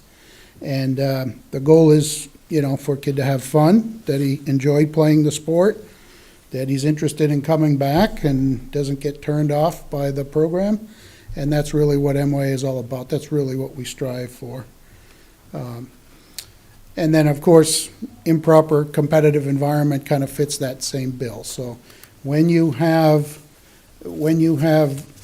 again, younger kids playing with older kids, there could be a safety issue, especially in the cheerleading program. They kind of told me that it becomes a little bit of improper conversations sometimes when you have, you know, 8, 9-year-old girls hanging around with 12, 13-year-old girls. They're in different schools, and of course they have different things to talk about or be worried about. Kind of an interesting one, when you think about middle school and high school sports, MYA for years has really been the training program for kids to learn the sport. So when they get to that level, they have gone through the rules and they can focus more on getting better and maturing as a teammate. And so if we can't put the sports on and the kids from Merrimack can't play until they get to middle school or high school, they'll be at a severe disadvantage against other towns. So we really don't want that to happen. I mean, having a good high school football team is kind of cool. It, you know, generates a lot of community, and same with the basketball program, which my son went through and enjoyed. And he learned everything he knows about basketball from me, although he won't admit it. So really the request is pretty simple, just to allow us to bring in some non-resident players to fulfill the roster, kind of on an as-needed basis. This is not to offer something to another town. This is really for the benefit of our town. We would like to request that this be done on a 1-year trial program, kind of a controlled experiment, if you will. And the 3 programs we chose was football, lacrosse, and wrestling, and cheer. Some of the logistics around the solution, you know, there's been a lot of discussion around, well, you'll bring in kids from other towns and you'll cherry pick and they'll be really good. And I understand that. I understand that concern. That's not really what MYA is all about. So the thought process is that we do kind of a first come, first serve from the other towns. If you truly are interested, get on the wait list or make contact with our program directors, and then if we need you, we'll call you and you can play, type of thing. The thought process would do that certainly after all of Merrimack kids have had a chance to register. There may be a point in a particular year we don't need anybody if enough kids show up and at the right ages, right? If you have 50 12-year-olds and only 5 8-year-olds, it's kind of hard to split a team up. So that's the thought, is to kind of do it as required sort of basis, kind of on a first come, first serve, which will help kids from out of towns, it'll help us gauge their interest, because they'll be seeking us out. We're not going to necessarily advertise this to other towns. And then what we want to do is charge a non-resident fee, very similar to the way the Park and Rec does that. Paul helped me out quite a bit to kind of understand what that value would be and if that would make sense to the town. I don't know if you want to step in, but I think we've come to some conclusion there. Yeah, basically, what I did through looking at the slides and everything else, there's $31,700 of in-kind for fields and maintaining fields. We do other in-kind, like the telephone at the MYA building and the MYA building itself and things like that. Those are going to be there whether or not these kids play, and that's a cost of doing business that the senior executive board handles, so I took those costs out. So we figured about $31,700 for the in-kind. According to what we got in the budget and then revised for the wrestling program with actual numbers from last year, there was about 3,946 participants. That's not individual participants, that's participants throughout the program. So a kid could play football, he could play baseball, he could play basketball. We didn't have those individual numbers, so I just divided it out that way, because that's how, when I was looking at how to figure the costing of what we put towards each program, that I use those number of kids anyways. Comes to about $8.03 for just that, what I'll call administrative fee for the fields, athletic fields, and maintaining that. The football program comes, and they had an average of the town grant is $44. So if you take that 44 plus the 8, it comes to 52. Lacrosse had a fee of $16 plus the 8 is 24. Wrestling had 54 plus the 8 would be 62. So looking at it at the $50 amount, football would lose approximately $100. Lacrosse would gain approximately $600 of additional revenue, and wrestling would lose about $312. Wrestling is very small, very unique, very new program to the town of Merrimack. The numbers have grown from, I think, 25 when it started. Now it's up to like 44. And as you'll see in the presentation, I think they say they need around about 60 kids to participate to get kids to wrestle at similar, you can't have an 8-year-old wrestle a 12-year-old at 150 pounds. You got to have kind of the same thing. So, and I'm sure John will get into that. But overall, it's a net gain to the MYA of about $200. It's going through the programs. So yes, the football program loses a little money, wrestling loses a little money, and lacrosse gains a little money. The one thing about wrestling, even though I gave them that $37,700, they really don't use any fields. They use the gymnasiums. Correct. And things of that sort. But because I had to break it out across the board, that's why that $8 is on their account as well. Because even if I took the 44 kids that are playing, the average would be almost $8.10. It wouldn't change that $8 number that much. So in my estimation, it's a net positive to charge this $50 to the MYA to cover all the costs associated with it. $50 per outside resident? Per outside resident, based on the information that's presented in these slides, that they only have 1/3 of a team from outside of the town of Merrimack. They'll only have what? Say that again, please. 1/3, so if there's 24 kids on a roster, only 8 of them can be outside of the town of Merrimack.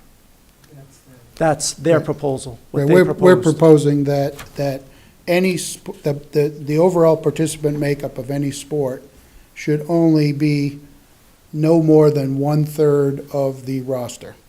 So if there's 50 Merrimack kids, we really should only take at a maximum 25 out-of-town kids. We don't want to get into a scenario where there's 25 Merrimack kids and 50 Amherst kids. Because of course, at that point, you'd say, well, Amherst, you put it on, and we'll come to you.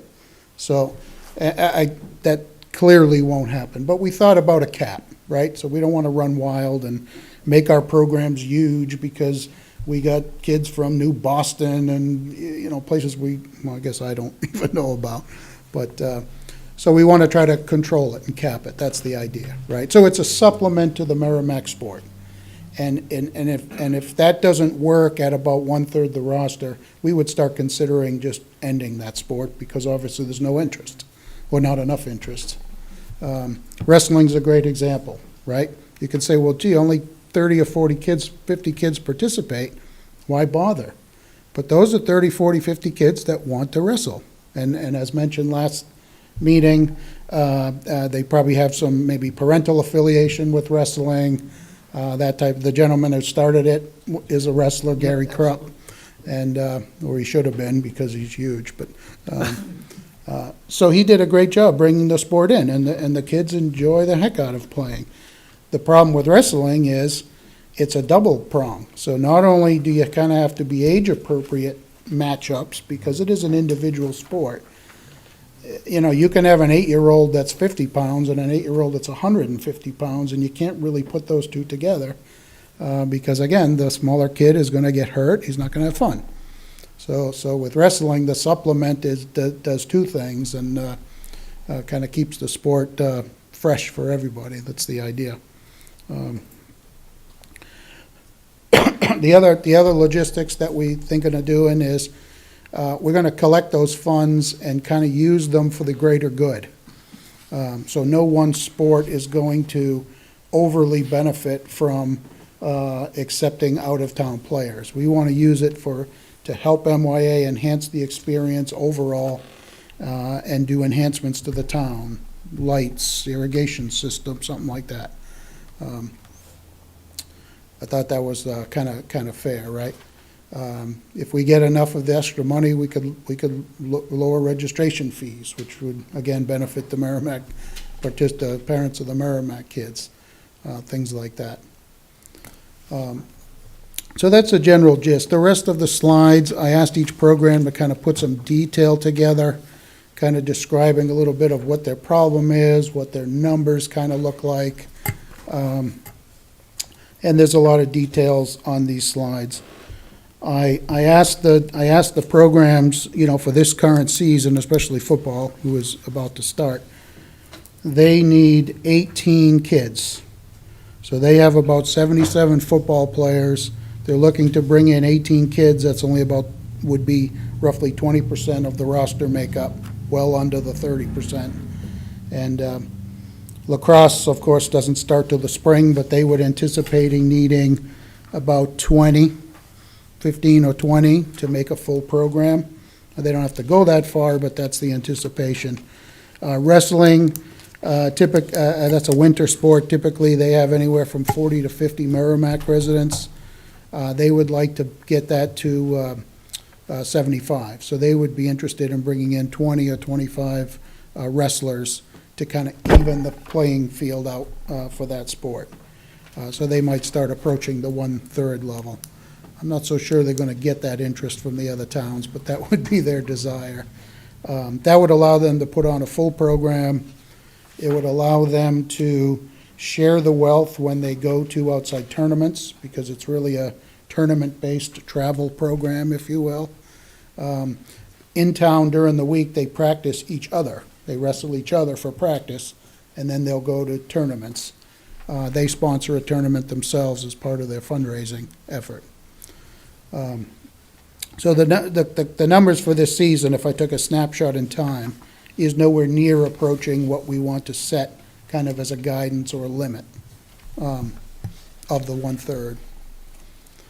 Cheer, late breaking news, I got it on the way over. They're not gonna, they don't need anybody this year. They don't have them at the ready, and they've formed their cheer teams. They're gonna struggle along with what they have. There's no need for them to advertise and make it harder on themselves. So for this year, they're gonna hold that thought, if you will. John, one difference this year with Cheer and Spirit, there's no competitions. Yeah, So all they're doing is cheering for the football teams. So it's not like years past where they had competition, 5, 6 teams going to competition. Yeah. They're just cheering for the football program itself. Yeah, That's one of the other reasons Right. that I've heard. No, I One of the cheer coordinators is the daughter of one of my employees, and I heard them speaking Great, the other day, excellent. and that's what she said. Yeah, I'm going to plead it. I don't know a darn thing about cheerleading. But, so good, I appreciate that, right? There's a cheer program. So lacrosse, very similar. They want to get a better makeup of teams so that they have the right competition. Now, lacrosse is an interesting sport. That ball is hard as a rock, right?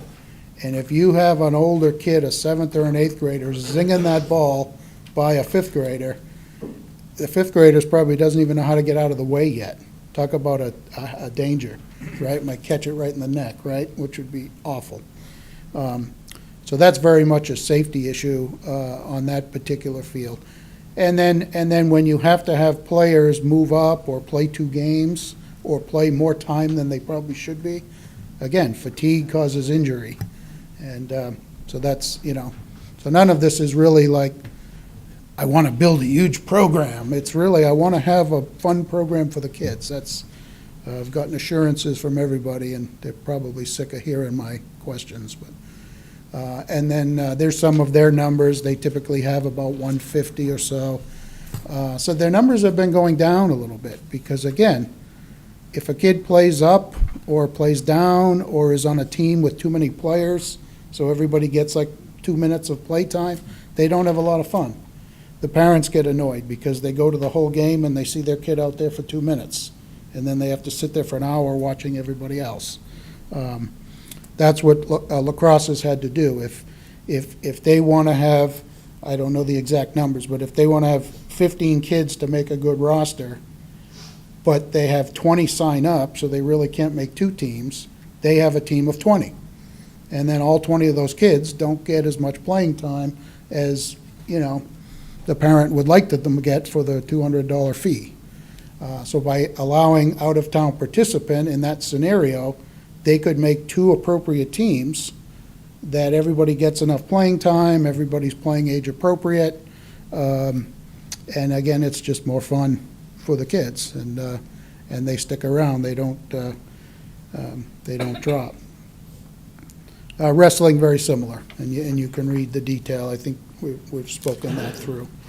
Same thing. If a young kid has to wrestle an older kid or bigger, and they're just even in practice, they're kind of getting killed, and then when they go to the competition, it's not the same, and then they're just not having a lot of fun, so they drop out.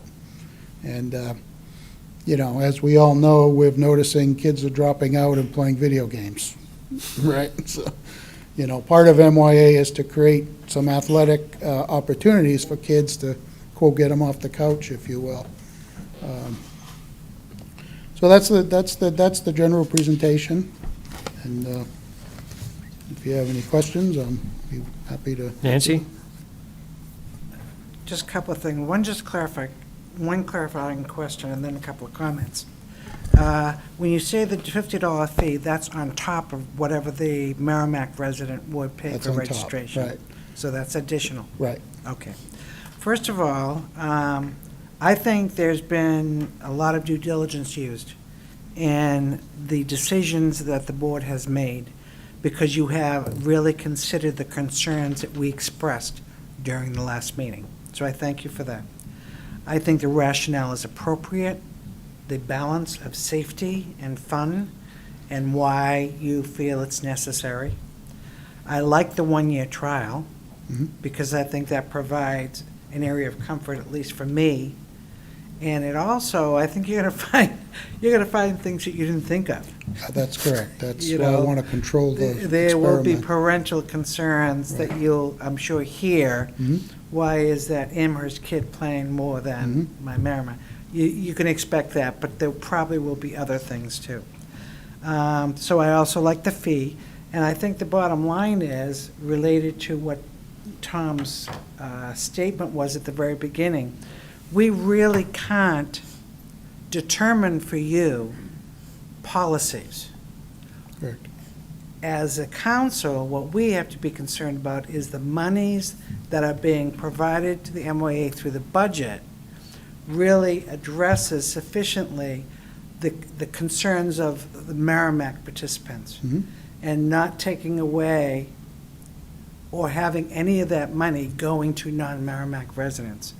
That's really the basis upon which we have to make a decision. And I feel comfortable that you have made that statement. So I would be in favor of the one-year contract to allow for, we're not allowing, I'm saying I'm comfortable with that the monies are sufficient and duly separated. Yeah, correct. That's all. Peter? John, thanks for that presentation. It kind of cleared up any questions I had. And I also heard from a couple of MYA coaches that worked with my kids, and they kind of helped me out with this too. My question is when all this is said and done, and we approve it as far as the contract goes, unless I'm speaking out of turn here, but are you guys going to have some type of educational, I don't want to say public relations thing for all the members, so the families understand what these new changes are, and they, so I guess my concern is people are going to think, well, this is the town council's doing, and we're going to get a lot of requests or questions and so forth, and I think it's good to educate the folks that are involved in MYA, the families and everybody. Right. We'll do it as an overarching MYA. We have a website. We can put that information on the website. I'm looking for the individual program directors to do the day-to-day management of such a thing.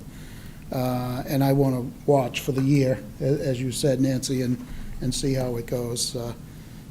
So that's something that, we want to do, we want to implement. We would never say, well, you don't have authority, we're just doing it. No way. That's not how MYA works. So we want to gain good agreement. So that, I agree. I mean, you can't control the public, right? Someone may call one of you and say, hey, this change happened and I hate it. And I get that. I just wanted to make appreciate sure. that you would forward it to me, and we'll address it, certainly. Yeah, No, we never do. Yeah. I mean, that is one of the concerns, right? What we want to try to foster is that once the kids are on the field, what town they're from isn't important anymore. You just because you're a Merrimack kid, if you want to be lazy and you think you're going to get something more than maybe someone who's not being lazy on the field, that's not really appropriate either. That's a sign of privilege that we don't necessarily foster, if you will.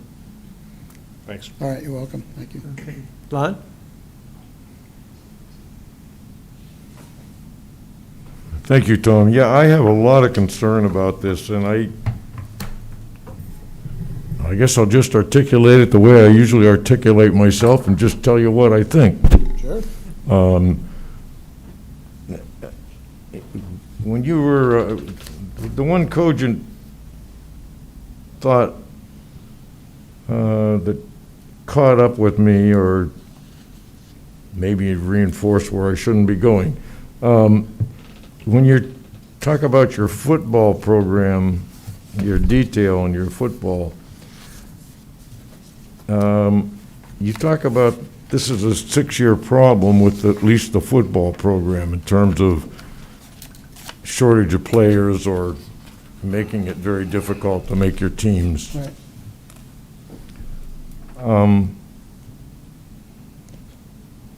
Has this proposal and discussion at the MYA, has it necessitated any bylaw change, or does it necessitate bylaw changes? I mean, I was involved, I don't know, 30 years, 40 years ago, but I don't remember the bylaws. The bylaws were last updated in 2003, and no, they're completely silent on this level of detail. It really states more the purpose, and the purpose really is to provide opportunities, Okay. sporting opportunities for kids. And, I mean, I want to update them. They're 17 years old now. But it doesn't specifically say must be from Merrimack, Okay. can't be from anywhere Okay. else. My real deep concern, or strongest concern, is if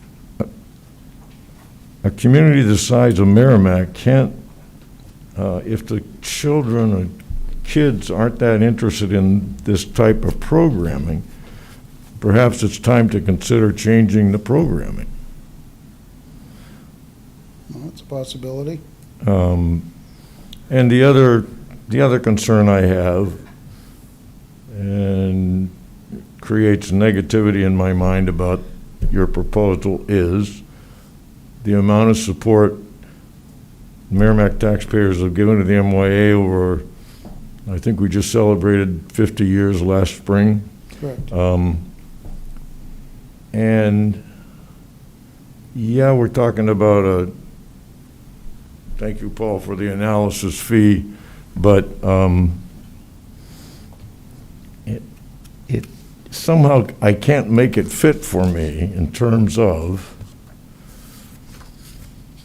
the MYA program, Merrimack Youth Association, yes, for the youth, yes, in fairness and in fun and in development and all of the good things you've mentioned. You've done a really good job outlining that. But it's for the Merrimack kids. I guess maybe that's where I'm stuck and where I'm coming from. And my concern is, stealing someone else's line and not paraphrasing it correctly, there's nothing so permanent as a temporary solution. And as that program, temporary, one-year pilot, whatever, catches on, Merrimack kids are going to get chased off the field. Right. Thank you very much. That's where I am. Well, do you mind if I comment to that? No, go ahead. So the football program is really one of the main spearheads on this. And the director of the program, who's also a coach, he's been in it for years, his concern is that the program will fold because of not enough players. So the 77 kids in Merrimack who do want to play football won't have an opportunity. And they will then have to travel to other towns. They'll have to go to Bedford and see if they can play on the Bedford team. They already have these programs? Yeah, the league that they play in has rules about how you can use out-of-town players. The other town can't have a program in the league. For example, Amherst doesn't have a football program in this particular league that they play in, so they could draw from Amherst. Bedford does play in the league. They can't draw from Bedford. So the overall league above MYA, it's the league that the football program plays in, they have put safeguards in to protect against player stealing. Like, hey, Merrimack's got a, what was that kid's name? Janelli, the big, huge kid, right? We're in Bedford. I know they have a program, but let's see if he'll come to Bedford and play. The league discourages that stealing of players, if you will. The concern really going forward is the football program just recently started contemplating leaving MYA and starting their own private team. And then that allows them to do whatever they like and take out-of-town players and the whole bit. I think that would be a disservice to the town because it would be yet another program fighting for fields, if you will. Whereas as a combined MYA, we can kind of help parse that out so there's no infighting, if you will.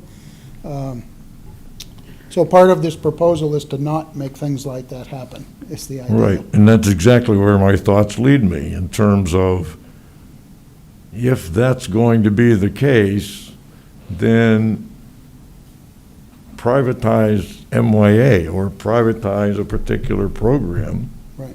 And you've absolved yourself of that worry. That's correct. Because you having mentioned the leagues, that came to the forefront of my mind as well. I recognize just by reading and watching and listening over time that youth sports have become much more competitive. Travel teams, this, got to be better. And where does that leave the kid that wants to play, maybe doesn't even know where they want to learn, but they want to play? Right. And that's what MYA's been providing. Those are all, I think, huge questions. Yeah, And that's for right. now, I'm not in favor of going forward.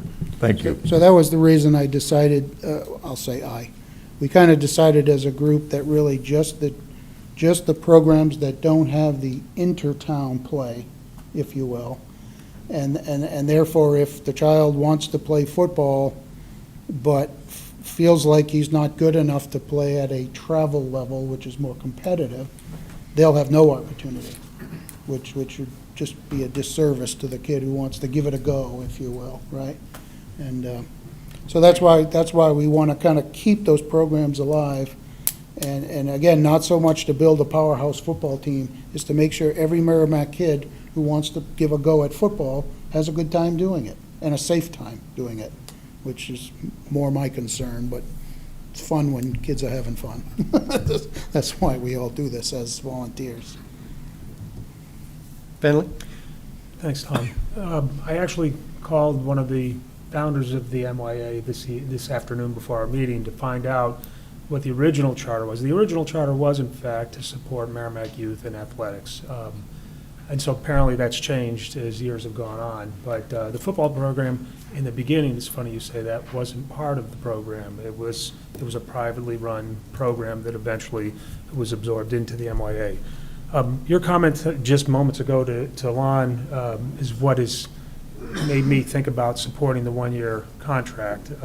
And that was that 77 kids wouldn't be able to play football. And it's peculiar to me how kids aren't involved. I can't figure it out just as I think about it. When my kids are getting older now, but when they were young, they lived for that stuff. And so it is a different time. I don't want the program to falter because of a decision, but I can see as time goes on, if this continues to grow, the town pulling the financial end of it out of it, which I'm not in favor of doing right now, but I want to see how that all works, and that's why I, at this point, will be supporting a one-year agreement in this regard. But I appreciate what you brought to the table. It was pretty extensive. Great. And as was suggested by Tom from Eileen's memo, I guess, for us, what you do with your program isn't really our concern, only in how it impacts the contract and the monies that we provide. So. Sure. But I appreciate everything you brought to the table. Great, thank you. Thank you, John. Bill? I'll make this quick, Mr. Chairman. John, thank you very much for your presentation. I want to dovetail off of Nancy's comments. I think your presentation, I think, is an appropriate response to try and figure out the problem. I'm comfortable with the 1 year as needed.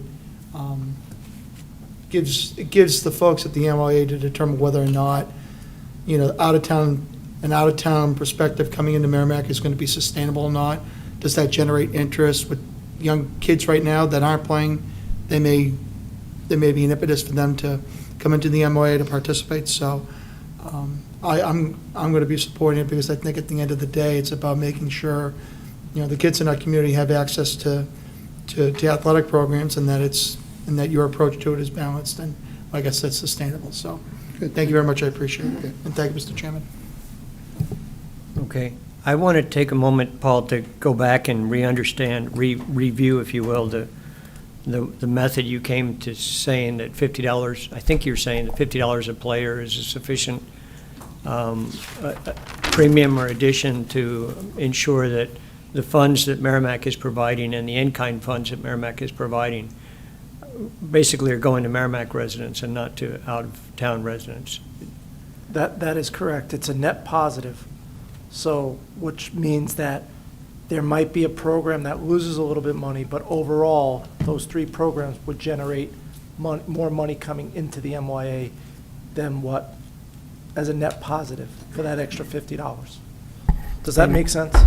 So you came up with that by looking at the financial contribution the town makes plus an assessed value of the in-kind contributions, Right. which adds up to close to 100,000 or something like that? No, the in-kind is roughly around $60,000. That's what, 31,700 for the fields. And then another $29,000 for like electricity, lights, and some building maintenance over at like Bice Field and things of the, and the MYA building. So it was around $50,000 to $60,000 in last year, 2020, 19-20, that the town paid out of the operating budget. That does not include the grant because I took the grant money and divided that. It isn't a grant. I took the money that the town gives the MYA, which is around $72,000. The MYA, when they have to send in their budgets, they have to proportion what each program gets as part of that town contribution.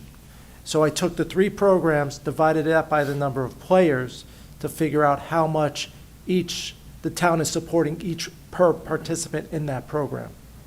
So for instance, I believe, like, I don't have the number, it was on another sheet, but like, lacrosse, for instance, has 160 kids.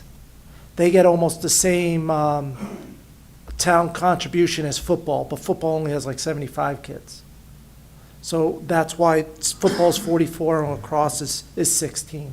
So that's how I went through and tried to figure this out, is by participant, how much is the town contribution per kid, and then what is the overall administration, such as for fields and build, things of that sort. There's some things that I considered fixed costs, like telephone, lights, building maintenance of the MYA building. Because even if the MYA wasn't in there, we'd still be paying for the building. The telephone, you say, no, the telephones are actually the fire alarm lines that are in the building, so I'd still be paying for them, whether MYA was in that building or not. The building repairs to the building haven't been a lot, but there has been some maintenance that had to be done on the outside of that building. So those are the costs. There was a roof that we had to put on this year for Bice Field. That's on the town because if, like I said, once again, if the MYA wasn't there, I would have still had to put a roof on the building. So I took those kind of costs out of it. And I just did what we paid for field, for field costs, such as, line striping, maintenance of the fields, things of that sort. It doesn't include any time that we have guys cutting grass or anything like that. Because we'd have to cut the grass anyways, whether or not they used our fields. So, Right. so those are the things that I looked at when I looked at that, and that's how I came up with this 31,700. Well, my department, it wasn't just me, Okay, so I'm not an accountant, and you are much more of an accountant than I am. So I'm assuming that you've gone through and collected all the cost factors better than I could have. And so I appreciate the re-rundown, because I'm sure there's going to be people that question that Right. number, and how, it should be $75. Just, if you're comfortable with being able to support those numbers, then I'm okay. No, But and I think I- that's the key that we needed to have is are we going to be, if MYA allows outside players, are they going to be able to charge them an additional premium that sufficiently compensates Merrimack for the amount we're putting in? And I think that what they did, yes, it is, and this $50, could they went up to 65? Could they went up to 75? Yes, they could have, but then you're really changing what the intent of what they're trying to do is get kids to participate.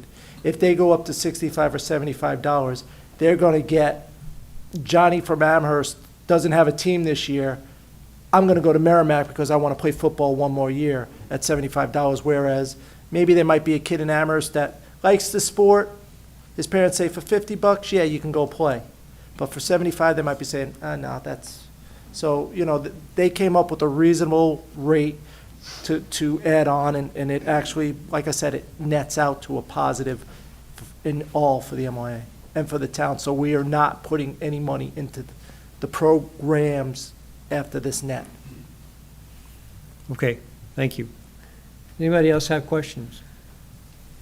I'm just not sure, I'd like to be able to make a motion, but I I'm know. not sure this is the time, but okay.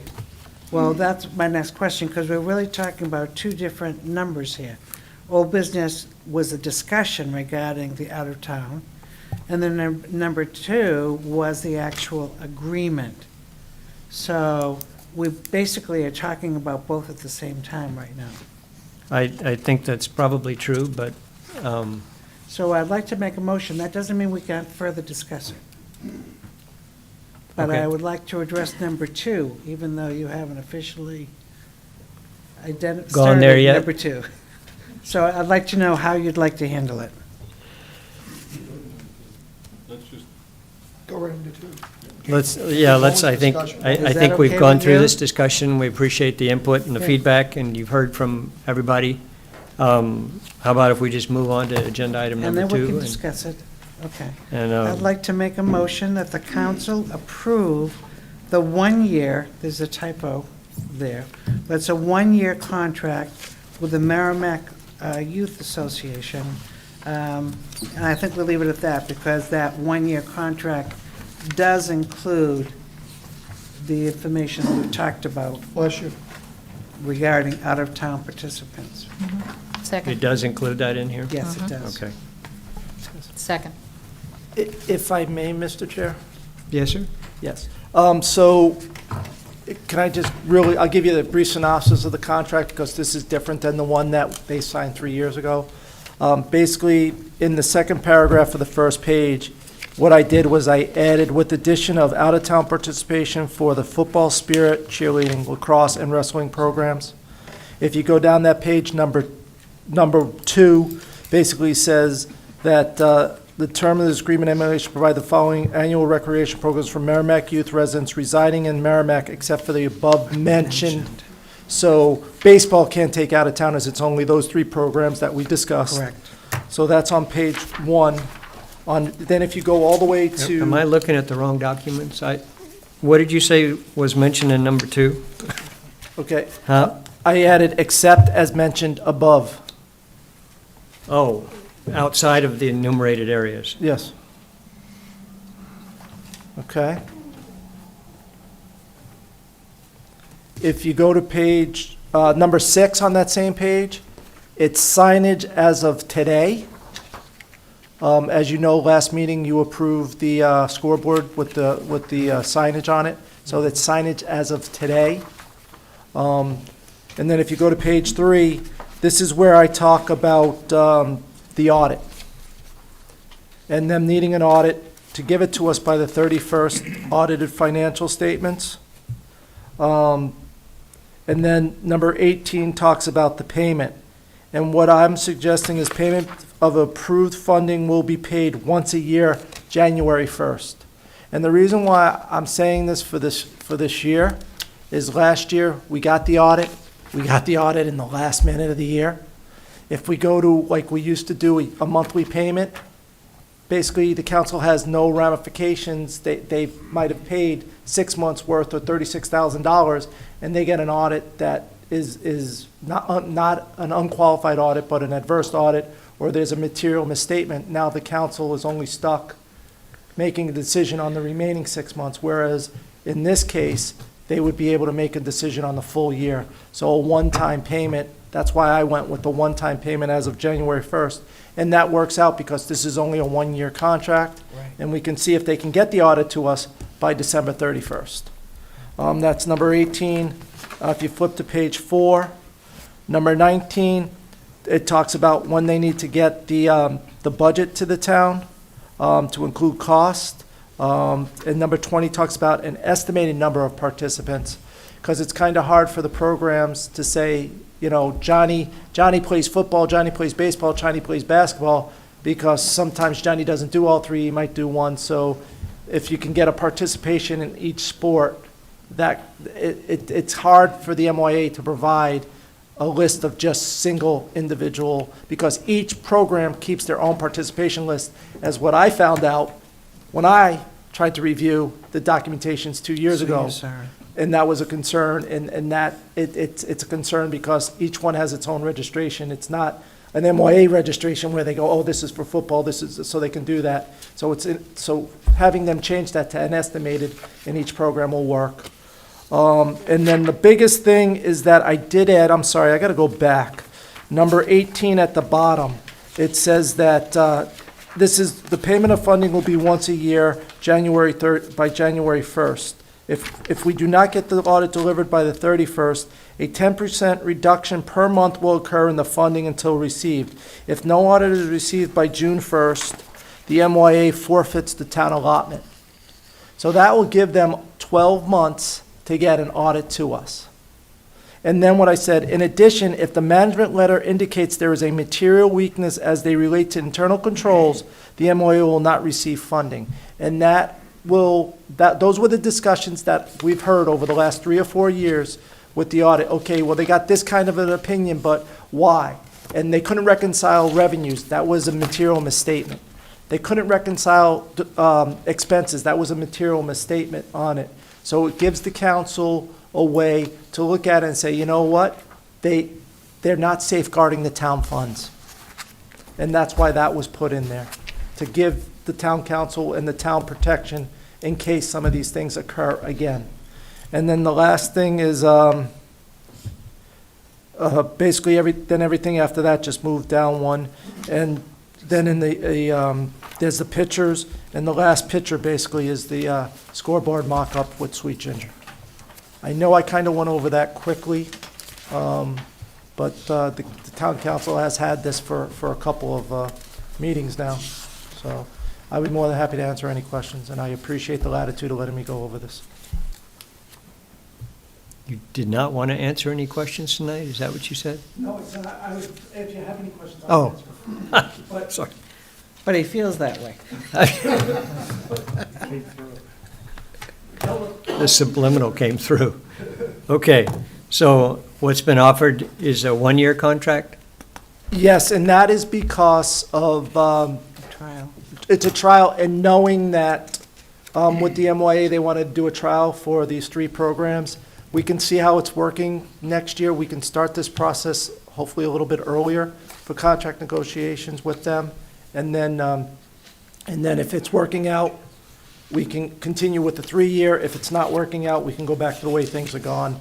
It's not locking the town council into an extended period if you're not comfortable with those 3 programs. Okay, thank you. Barbara? Yeah, so the way I read this is that payment of the funds from the town is contingent only on the delivery of a completed audit, not on the results of an audit. So in fact, if the audit is delivered on time on the 31st, the check is going out at midnight, when do you get a chance to look at it to make sure there's no abnormalities in the audit? Well, what we'd end up doing is we'd get the audit, and if it comes in on the 31st like that, I would take time, my deputy finance director, myself, we will review it. The big thing is that we'd look for the management letter right away. The first thing we look at is there a management letter, and what does the management letter says?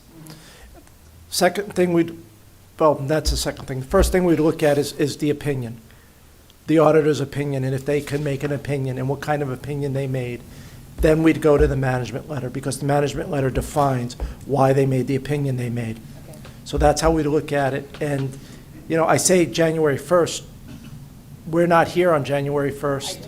So, it might be the first Friday after. We pay on Fridays. Our accounts payable is every Friday, so it might be January 7th that check would go out if we got it on time.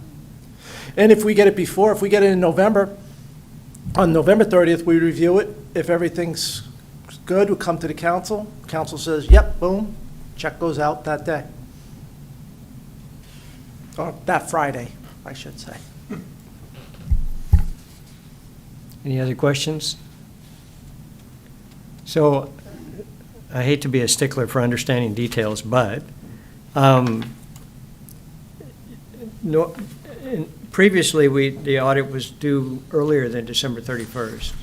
That is correct. The reason why it used to be due 90 days after their term, which was around September 30th, to be quite honest with you, I have a CPA license. I have a deputy who has a CPA license. We get audited in the middle of August. We're not going to have our audit by September 30th. I felt that over the years, it is kind of for a volunteer organization, and over the summer months, which the MYA Executive Board doesn't meet and people are on vacation, sometimes it's very difficult for them to get information back to the auditor. But once September hits and everybody's back in school, they seem to have a better response to audit questions. So by delaying it those couple of months, the other thing is that they can't finish their audit until we get our audited numbers. They ask us for our in-kind numbers. We have to get our numbers audited first to give them that in-kind number, so it's delaying them there as well. So by knowing these things, a 90-day establishment for an organization that doesn't have CPAs that are on the books doing their bookkeeping and things of that sort, it didn't make sense, and that's why I said by December 31st. The last couple of years when Tom Thornton was president, we got it right around December, January, the audit. And he pushed to get that. So I feel that December 31st is a responsive date. And plus that gives us enough time that if you don't have it, when we go through budget season, you have that information as well for yourself, instead of trying to delay it or push it through. Okay. And the payment plan of a single payment on January 1st or thereafter makes sense to you from some perspective? Yeah, it's not like years ago when we were paying $140,000, $160,000 to the MYA over a course of the year, which used to be paid quarterly. We're talking $70,000 on a $30 million budget. It's not going to affect my cash flow. It affects the cash flow, but we're not going to, affect it at 0.2% interest. As years past when we were making 6-7%, when we had to pay out $140,000. So it makes sense for me. The other thing is that I don't have to worry about missing a monthly payment when we were doing it monthly. Sometimes, not that we did this, but it goes out on the 7th of October because that's the first Friday of October. Well, they might not get it for the 14th or to the 14th or 15th of October. So this way, it's a lot easier for everybody involved, I believe. Okay. And they can count on the money being there in January. If they get their audit in. And the penalty of 10% a month is just to encourage them to make that deadline. Correct. And that is, if you do the 10% a month, it comes out to what we gave them in funding 2 years ago. If they got it to you by June, it's 50% of the payment. It comes out to about 50% of the payment after that. So But that's. if they don't get it by then, they get zero. They get zero, so. Okay. And they know that now up front. It isn't a go to the council, like, those meetings and beg for it. They have an understanding of where we stand, where the council would stand on this. Okay, thank you. John, do you have any thoughts on this that you'd like to share with us? No. Can you share some thoughts anyway, whether you want to or not? Are you comfortable with this, or? We are reluctantly willing to take this for a one-year contract.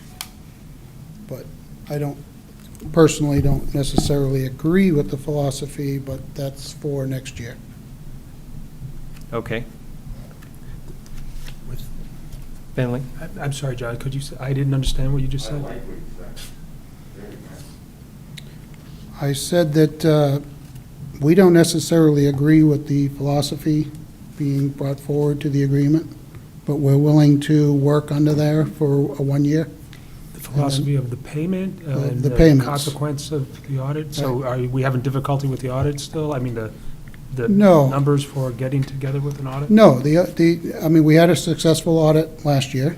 It took 4 people the entire year. They're volunteers. Oh, I get all that, trust me. I've been very defensive for the MYA Right. over the years.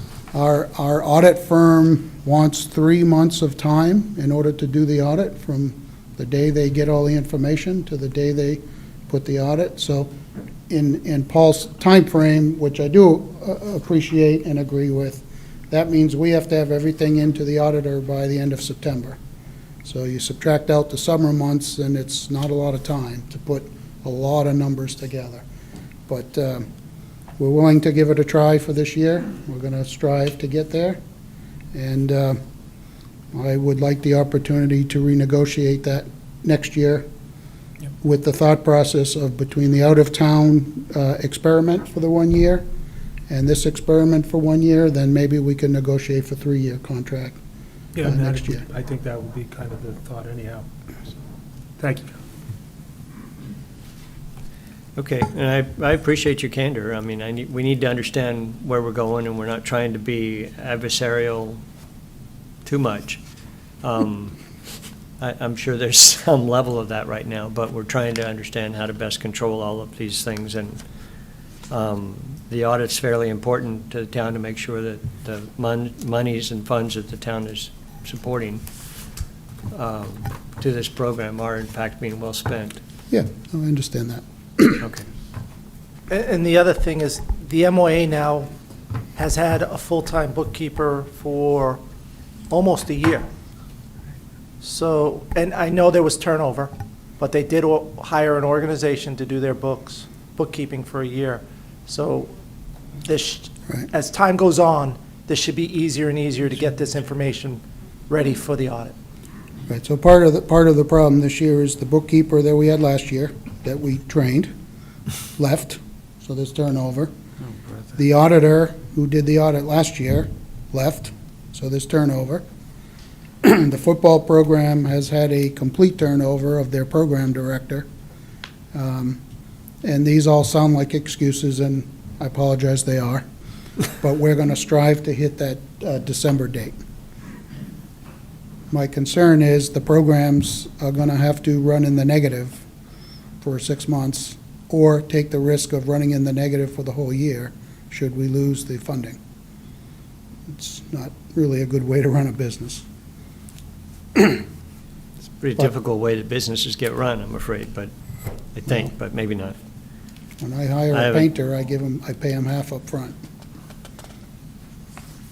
But I respectfully will go with Paul's recommendation, and we'll talk again next year, I think. I get it, okay. Any other comments or recommendations? No, but I have a motion on, but I didn't get seconded, I don't think. Oh, Barbara did, okay. Okay, so we have a motion on the floor from Nancy to accept the contract for 1 year as presented. As presented. And seconded by Barbara. Is that it? Could I make a friendly amendment? Please. And to have the town manager sign? And to And- have the town or her manager designee. sign any necessary documents. Or designate? Or designate. Well, her name is on the back of the contract, so, I put it there, so. well, I mean, it's as presented, so it would be that way. Anyway, that's good to have that clearly stated. Any other comments or questions? Seeing none, we'll go for a vote. All those in favor signify of accepting the MOA contract as presented by Paul for 1 year with the stipulation of the temporary or trial period of outside participants, et cetera, understood. Signify by saying aye. Aye. Aye. Any opposed? Aye. Lon, any abstaining? Barbara, you voted? Yeah. Positive? Okay, so that passed 6-1-0 with Lon Woods opposed. So I think Yeah. we're good there, and very much appreciate your time and Great. energy, and congratulations on being president, and just Careful another with piece that. of the turnover at MYA. So Yeah, exactly, We so- appreciate the work you folks We're are doing. making and great Rick, progress. you- Thanks for your time, yourself. everyone. Thank you. Thank Okay. you. I'll Thank see you, John, appreciate it. I'll see you in October.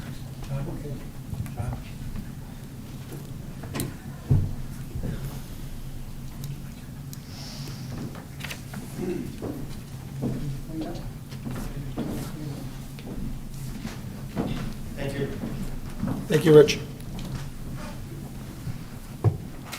If it's okay with folks, I'd like to bring the agenda item number 4 up to discuss right now, the fire truck.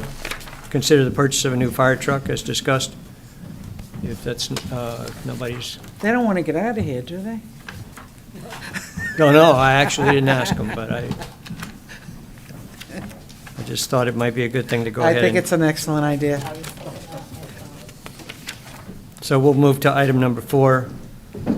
Town council to consider the purchase of a new fire truck as discussed during the April 23, 2020 town council meeting, as well as the potential purchase of an additional truck.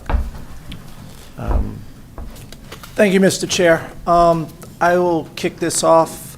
The April 23rd meeting seems so long ago now. Councilor Harrington made the motion to accept purchase of up to pumper fire truck to up to $600,000. And then the caveat was put on there that once we get the final agreement to come back to the council for approval.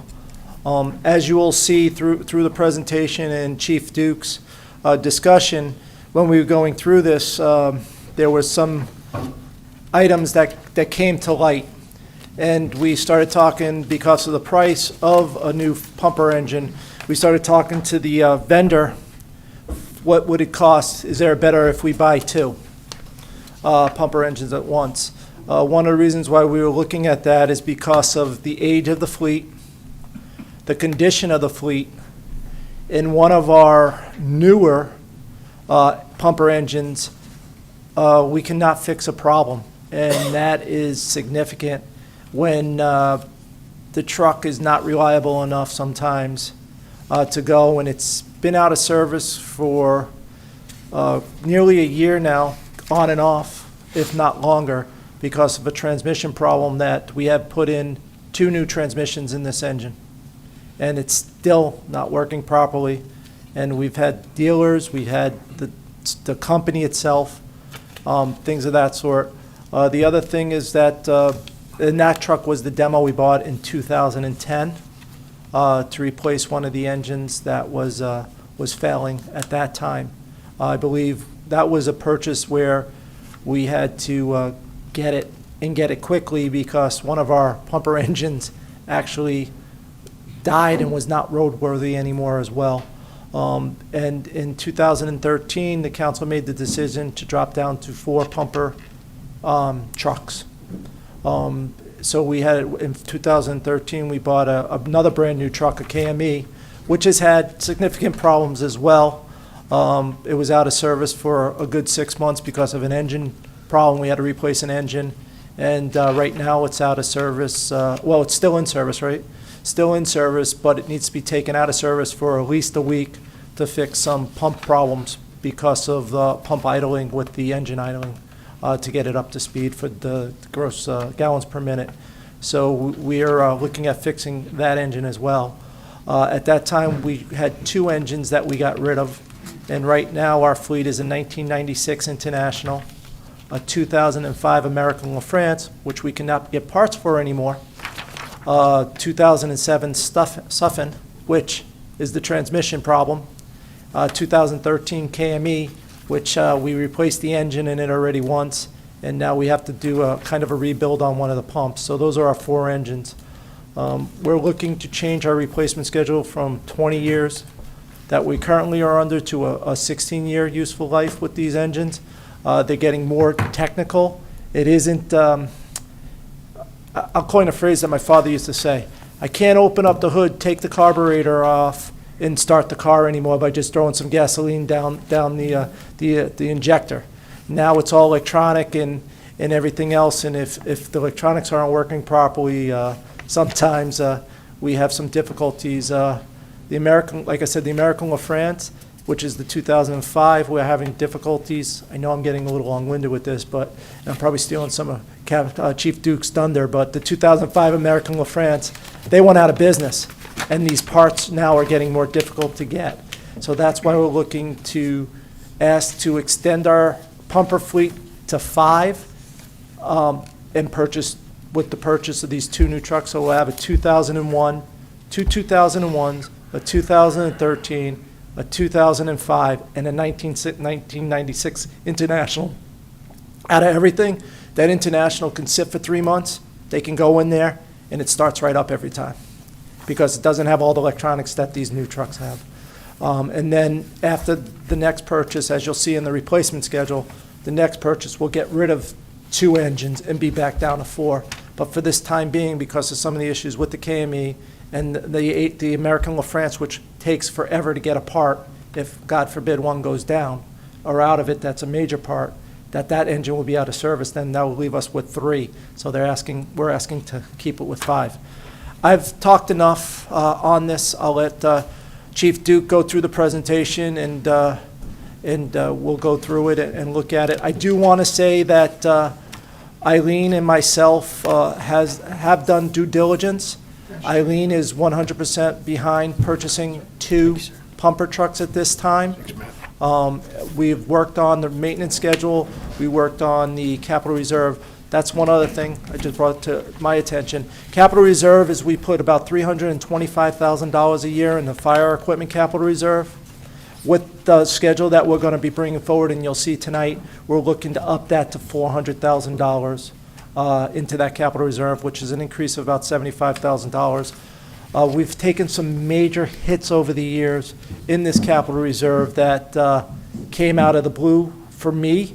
One of them was the SCBA's that we were planning on buying. Luckily, we got a grant to buy those SCBA's, but if not, that was going to be a $300,000 hit that we weren't budgeting. I wasn't budgeting for because I knew nothing about it. It just showed up one year on the CIP. The other hit that we took were for the radios.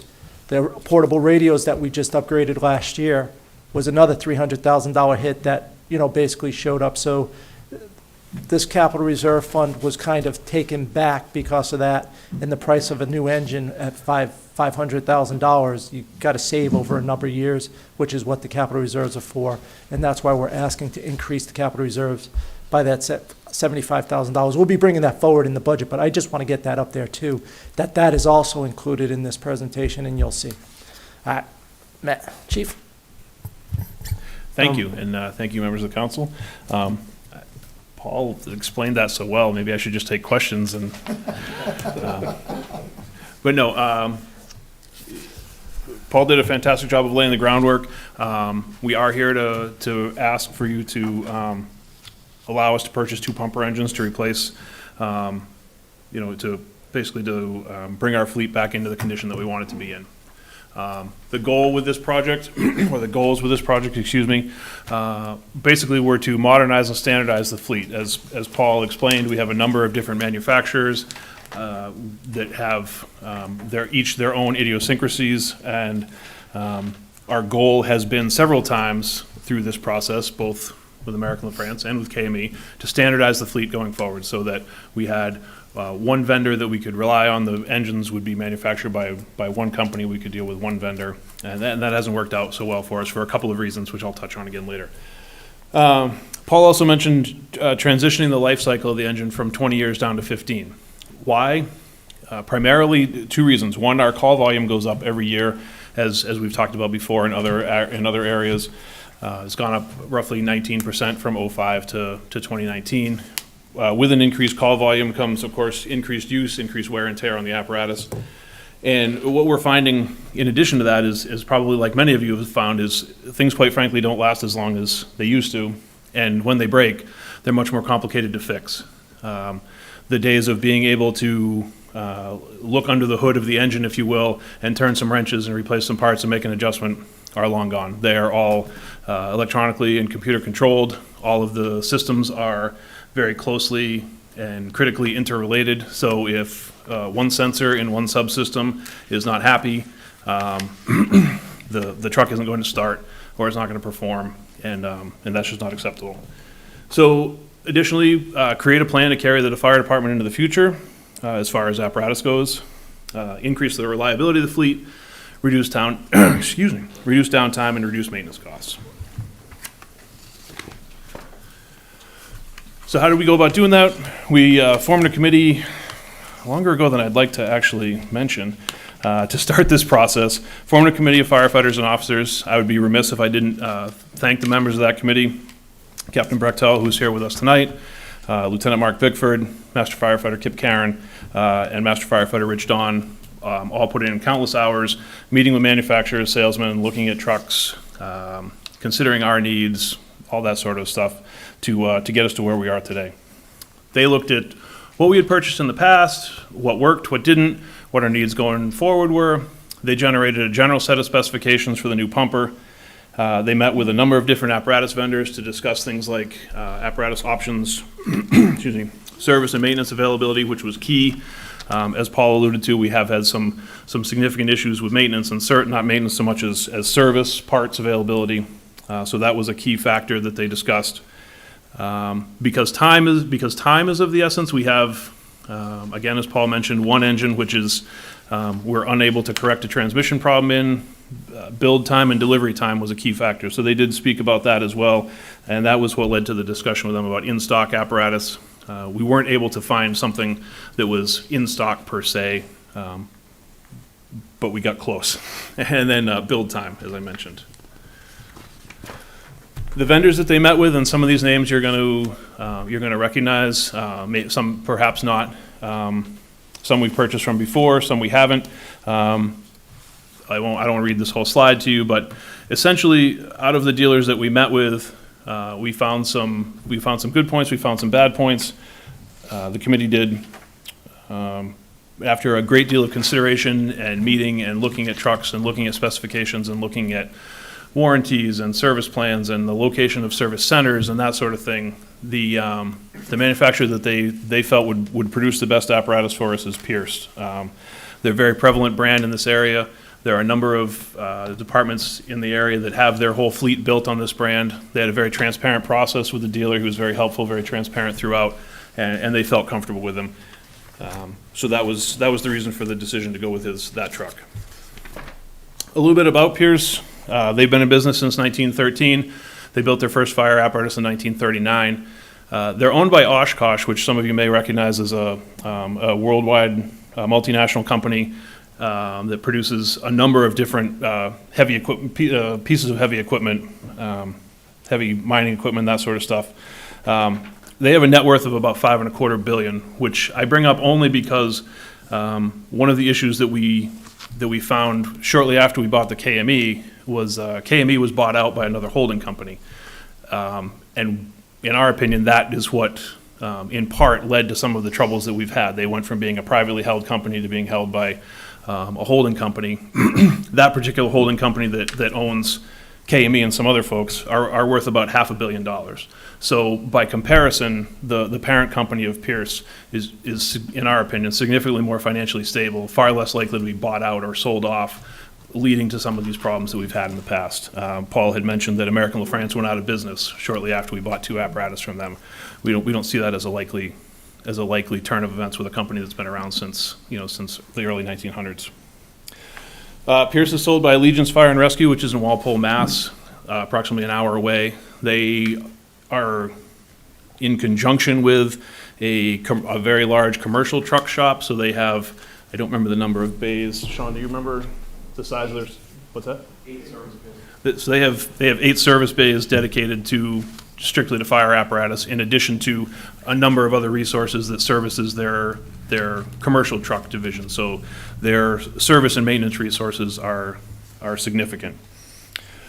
One of the things that we did, the committee, as well as the finance department, spoke to other New Hampshire customers that are currently running Pierce apparatus, and there's a list of them there. Nashua is on their 3rd generation of all Pierce apparatus. They've had nothing but Pierces backed into their firehouse for as long as I remember. Salem, Londonderry, Derry, Concord are all running fleets based on the Pierce apparatus. So that brings us to, pardon me, how did we purchase it? Typically, we would solicit sealed bids for a project like this. However, through some research by the committee and speaking to other communities and how they purchase trucks, and then dealing extensively with the finance department and the town manager, we opted to use the HGAC buy program, which is allowed under the town's purchasing policy, exemption number 5, which covers cooperative purchasing. The HGAC stands for the Houston-Galveston Area Council. It's a very large buying consortium in Texas, serving local governments for over 40 years. They sell, in addition to fire and emergency apparatus, they sell a wide variety, or they don't sell. They, I guess broker would be the term, a wide variety of goods and services to municipalities and other government agencies. They're used by over 400 agencies in New England, 26 in New Hampshire alone. So what do they do and what are the benefits? One of the time-consuming processes in picking a fire truck and building a fire truck is generating a detailed set of specifications, sending those out to bid, receiving bids back, and then reviewing the bids for compliance with your specifications. As an example, when we built the 2013 engine, the specification book was about 150 pages long. So there's a significant amount of time commitment and required to generate those. You send those out to bid, and then however many bids you get back, you have to review page by page, line by line, to make sure that what they are offering to build you is what you actually asked for. They're supposed to take exceptions for anything that isn't word for word, but, you know, due diligence says you don't take their word for it. You read the spec line by line, and then you hold their feet to exactly what they said they would build you. And that takes a great deal of time, and time is money, and time is not on our side when we have some significant issues. Chief? Yes, sir. One thing I found out in this process, which, you know, you go to Toyota, I want to buy a pickup truck, or you go to Chevy, I want to buy a Silverado. There's hundreds of them on the lot, and you can pick them out. During this process, it came apparent, talking to the Pierce representative, everything else, the chassis and maybe the cab is basically the only thing that's standard. Everything else on a fire truck is, you could pick options. You could pick a different axle, you could pick a different brake job, you could pick a different pump on your pumper, you could pick 27 bays in the back area, you could pick different hose racks.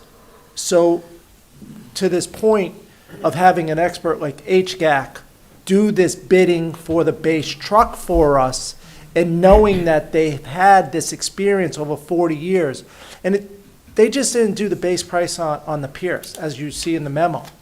They got a base price from every one of the vendors that they looked at. So they got a base price from Stuffin. They got a base price from KME. They went out and they looked, and they did all the expertise on this and reviewing the bids to make sure this is what the base price, and this, knowing if you choose this base price for this Pierce, it's going to be the same throughout everything. And then there's, of course, options, as the chief will get into in a minute. But that's how we decided that HGAC was a better way to go than for us to write our own spec of 200 pages. And just one, I've been around for 15 years, and I remember one of the first weeks I was here, my predecessor was doing the bid for one of the fire trucks. And he got it ready, and he was going through the whole thing, and he sent it out to bid, and the next day he got 7 phone calls. Because every vendor picked up the phone and said, I can't bid on your truck. That brake is specific to this one company.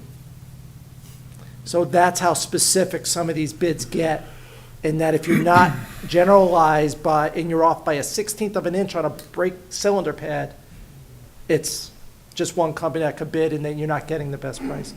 HGAC does that for us. They look at all those things, and they got it. That's why I felt comfortable using number 5 underneath the exemptions of the purchasing policy of a consortium bid, even though they are almost 3,000 miles away from the town of Merrimack. Thanks.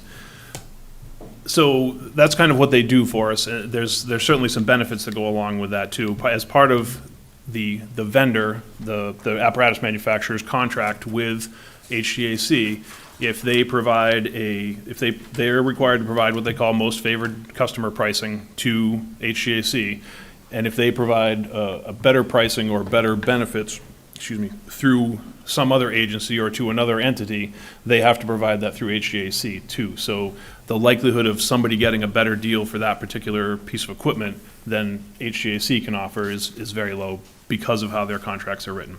So that typically provides them with the overall lowest base price, lower option pricing, because as Paul said, there are options. There are standard option lists that you can just choose from. Basically, it's an a la carte type of menu, so that select your base model truck, and then you add the options that you want, and those are all essentially pre-priced for you, so that you don't have to, it takes the guesswork out of it. Consortium savings of about 1% off of base and option prices. And as I talked about before, no cost to the town to review hundreds of pages of bid specs and ensure compliance. And they do provide performance bonds with both the manufacturer and the dealer, the selling dealer. So that brings us to everybody's favorite part, the price. So the engines that we're looking at, the base price as listed on HGAC, or listed through HGAC, $457,160. The additional options that the committee selected to best suit our needs, $59,430. The two engines that we're purchasing will both need to be equipped with a set of extrication tools, the jaws of life, if you will. Those are options that need to be purchased separately, not obviously through HGAC. We get better pricing direct from our local vendor. That's $27,302 per engine. So the price per engine before the discounts, $543,892. Two of them is a total of $1,087,784. Discounts. The discounts are prepayment discounts, favored customer discounts, some other HGAC discounts. I don't remember the exact description for all of them, but suffice it to say they account for just under $40,000, $39,866. The trade-in allowance on the 2007 Sutphen that Paul mentioned that we have been, after a year or so of effort, have been unable to find anybody who can make the transmission shift properly, reliably, 100% of the time. They're going to give us $10,500 for that, which brings the total purchase cost for two engines to $1,037,418. However, because of the problems that we've had, we've asked about extended warranties. So that price might change a little bit, and I'm sure Chief Duke has a slide. So just right now, just know that the engine cost is $1,037,418, and that's fitted up with the jaws of life. They don't offer an extended warranty on the transmission. They do offer one for the engine, another 5 years on the engine. I believe it's like $3,000. So Exactly. we're looking into that one closely because it's 100,000 miles or an extra 100,000. No, it's up to 100,000 miles, but it would be 10 years, which in 10 years, basically, the Sutphen has 116,000 miles on it. So that seems to fit right in our replacement schedule with the engine. And then the KME was a 2013 and 2018-19, the engine went on that one. So that if we had this extended warranty, they would have had to put it in for nothing. So that's why we're looking at those extended warranties on top.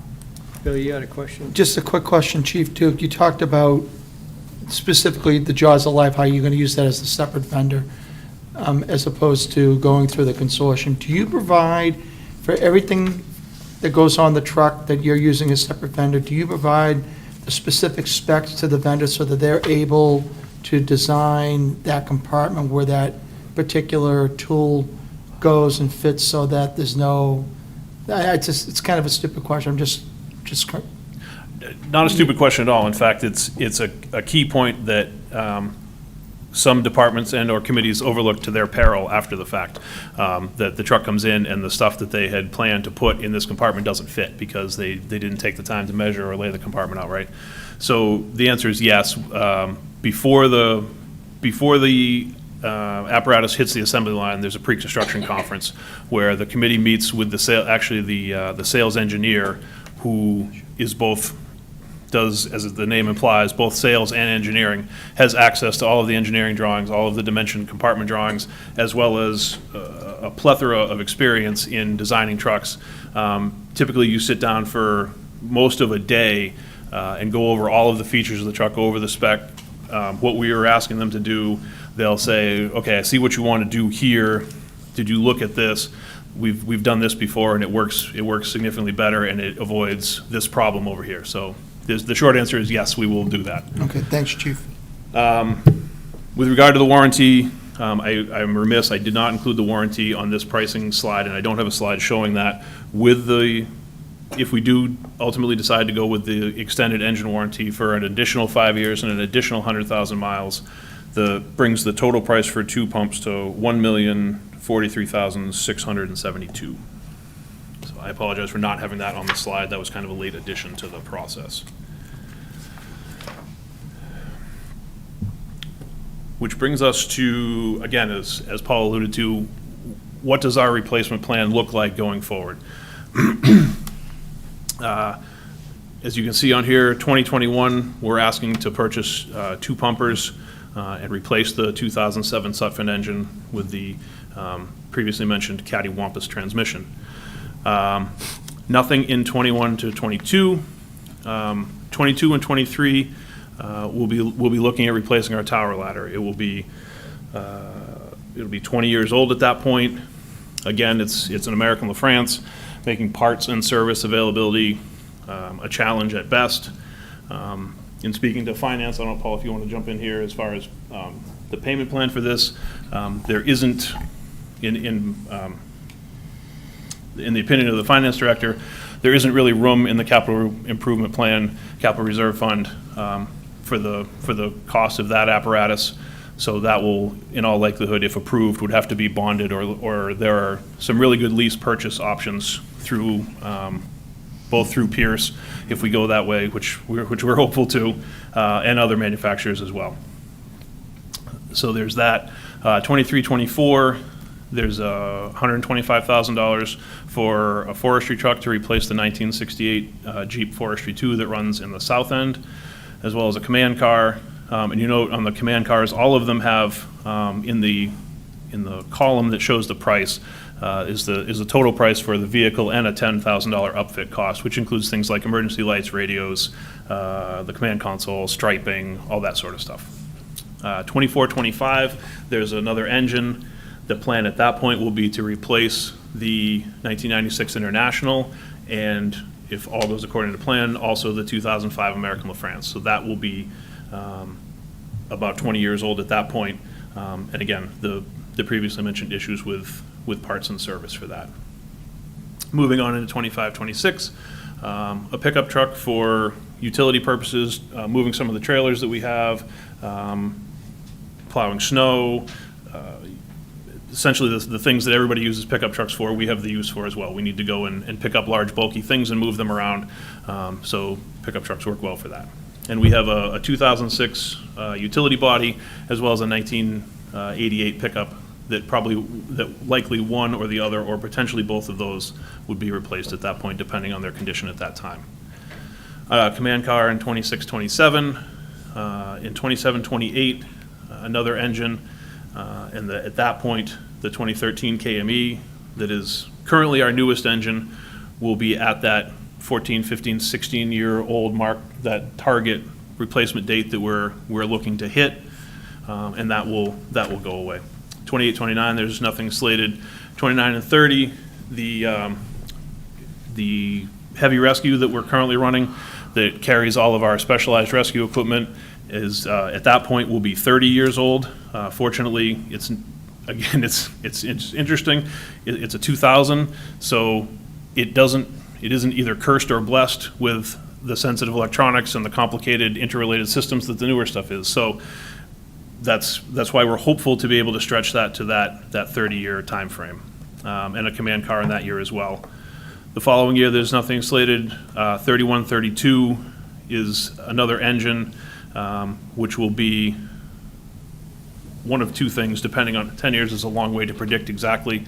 Depending on our needs, that may become the fifth engine in the fleet, if that's what our needs indicate at that time, or it would be the replacement for one of the engines we buy this year, again, depending on what our needs are at that time. And the reason why we're doing it on a 10-year is because we're buying two.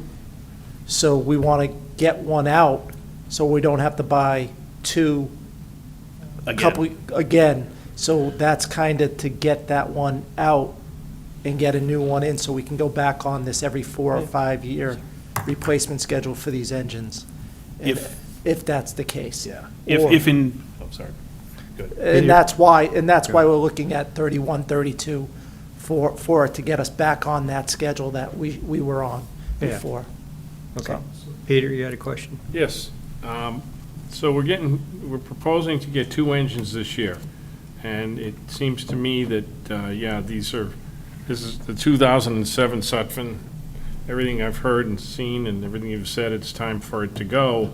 The second engine, I don't know why we've got a second engine coming in. Why aren't we just taking the 96 International, the 2005 La France out of service as well? So if we were to do that, that would leave us with only a total of 3, which means that if we take anything out of service for routine maintenance or service, our current operational plan requires us to have 2 frontline engines in service staffed, as well as a third pump or engine, at Station 1 for, in the event of a mechanical problem, an unforeseen mechanical problem, a second call, a fire that requires more than 2 engines. So if we were to buy 2 now and trade in or release all 3 of those, that would leave us with just 3, and we wouldn't be able to operate effectively with that. So Chief, were we down an engine prior to this? We, in 2013, when we purchased the KME, we purchased 1 engine, we sold 1, and mothballed, for lack of a better term, the other one. So we bought 1 and removed 2 from service. So we went from 5 to 4 in 2013. Okay, so this one will bring us back up to 5. This will bring us back up to 5 for the time period, and this, again, there's some variability in this, but in all likelihood, it will bring us back up to 5 until that 24-25 time period where, based on planning, we feel comfortable that, looking at the fleet, we'll have the 2013 KME, the 2 2021 engines if we're successful here this evening, as well as the engine that we're proposing to purchase that year in 24-25. All of those engines will be then in that 10 to 15 year lifespan where we're more confident in being able to have an effective maintenance and service schedule and keep 3 out of the 4 of them in service at any one given moment, having maybe 1 out for service or repair, as opposed to what we've been running into of late with the Sutphen out of service for roughly 20 weeks out of the last 12 months. If anything else needs routine service, all of a sudden we have 2 engines out of service. We're down, we're down to 2, which is below what we would like as a minimum. All right, thank you. Finley? Paul, did I understood you correctly that in 31, 32, we're going to be replacing one of the 2 engines we're talking about purchasing tonight?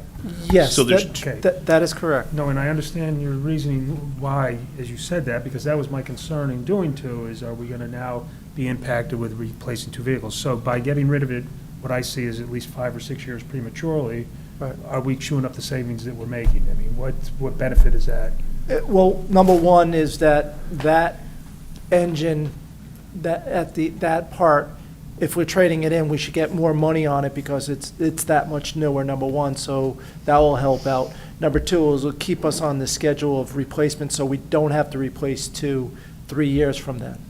So we're not really chewing it up, so to speak. We will be, it won't give us its useful life like we're used to with some of these engines that we're basically pushing them out of service because they're beat. So yes, in that case, Finley, you are correct that we are, right. And to further answer your question, to go along with what Paul said, there are a couple other options that would be in play at that time. Depending on what the needs of the department and the town are, it would give us the ability to put a 5th engine in service and still have all of our engines in that 10 to 11 year life, into that 10 or 11 year old span, and be able to have 5 engines in service, and maybe we carry 1 or both of the 21, 22 engines out that extra 5 years in a reserve status, and get a few more years out of it. Right. Or, yeah, that was it. All right, no, I appreciate that. I'm just I'm a little panicky because we're shortening the life of our fleet, and I understand why, honestly. But I thought you said 4 years at first, but apparently in the presentation, it's 5 years. So that's gonna absolutely have a monstrous impact, as we're seeing on our capital reserve planning and all. I don't know, I'm just a little worried about it. Although, who knows, I probably won't be sitting here at that point, so. And we gave that a great deal of thought, I'll be honest with you. We gave that a great deal of thought, and we looked at the placement of that 31, 32 engine. Does it belong there? Does it go a few more years out? And none of us could confidently say exactly where we will be in 10 years. And there's a lot of flexibility left in the ability to move that engine, out or do something different with it as time approaches. The idea of a Northwest Fire Station has kind of come and gone and may come again. If that comes to fruition, a fire engine will need to go in that station, and if we are in a position where we have one that we can locate there, we won't have to buy one in addition to building that station. So we're trying to keep our options open and set ourselves up, as Paul said, so that we don't get to the year 2036, 2037, and need to replace 2 engines in the same year again. We're trying to avoid that. So what, worst case, we may, yes, as you said, we could potentially sacrifice a few years of the useful life of that engine to keep the plan going forward in that 15, 16-year life cycle that we're trying to hit. And just remind me, Paul, we're saving about $125,000 per vehicle, per apparatus, from what, if we purchase the one versus? The pricing that we got was for 2 vehicles, so we are saving some money, and I don't have that. Sean, do you have that from the committee? I think I don't want to give you a number because I can't remember it. I know that we are saving some money. I thought it was 600 and something. Yeah, we'll have to look at it. I mean, we also have to be a little careful. Trying to look out 10 years is pretty fuzzy. And so this is an idea or a thought, but I suspect 10 years from now, we're going to evaluate and assess where we're at. Not you and me, but the council's going to evaluate and assess where we're at and decide, what makes the most sense. But as he says, the town could grow, we could have further needs, there are a lot of things. So that's why our capital improvement plan is only 6 years. It's really hard to go out 10. And I appreciate all that. We felt a little fuzzy out there, too, to use the counselor's term, and we felt a little fuzzy out there. But we wanted to ensure that we built a plan that, over the course of 10 years, would get us into a situation where everything should be set on that rotation, so that we're not in the situation where we are now, where we have a number of apparatus that either through maintenance, or not maintenance problems, but service problems, mechanical breakdowns, age, those type of things, we have a 10-year plan to correct that. I'm going to jump ahead a couple of slides and just kind of this kind of ties into that. We looked at kind of how we got in this situation with apparatus. This is after the any questions slide. It was kind of tucked in there at the end in case we got to it, which I felt like we kind of did. This is kind of the history of pumper purchasing in Merrimack. And you'll see we bought a 1996 pumper in 1996. We didn't buy another pump for 9 years until 2005. So there's, kind of step one in how we got to exactly where we are today. In 2010, we purchased the 2007 Sutphen, and we needed to, you'll note that we got rid of the 1991 KME that was 19 years old, and we kept, you'll see in the following line, we kept the 1987, which is kind of counterintuitive, but the 1991 KME was, I guess, and I don't know the details, but at the time was days from being unsafe to operate. It was like, you need to replace this now, get it off the road. So we kind of flip-flopped the position, which led us to 2013, where we were replacing a pump that was 26 years old that should have been switched with the 1991, and we were still running a 1994 at that point, and that one went away as well. We kind of following the original 5-year plan should have bought a pump in 2018, and we didn't. So that kind of brings us to where we are today, with the need to, or at least the request to purchase 2 to make up for kind of some of those things that have happened in the past, to avoid getting there again.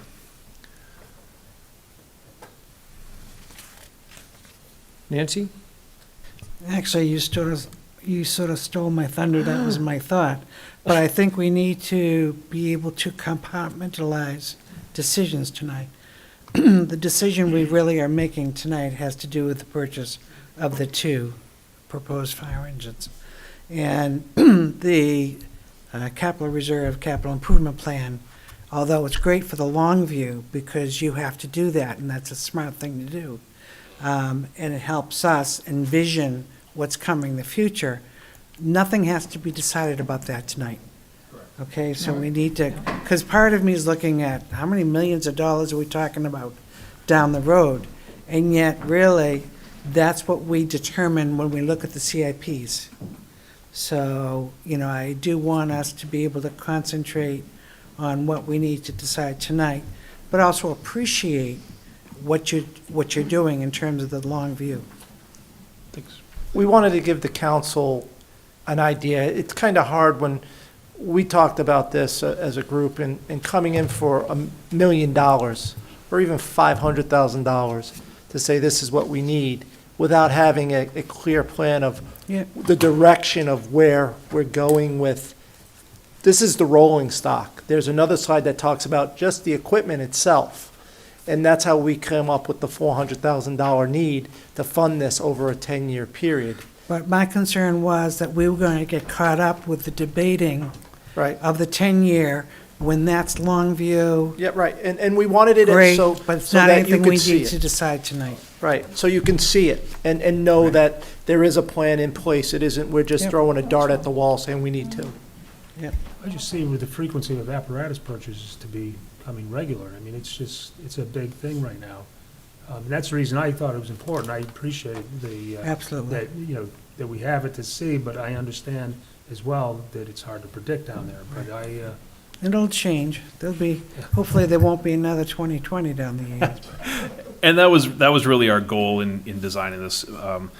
Paul and the town manager, one of the things that they wanted us to clearly identify was, what does purchasing 2 engines this year mean for, let's just say, the next 5 years? Does it mean, are we going to ask for 2 engines in 2 years from now, 3 years from now? And the answer is no,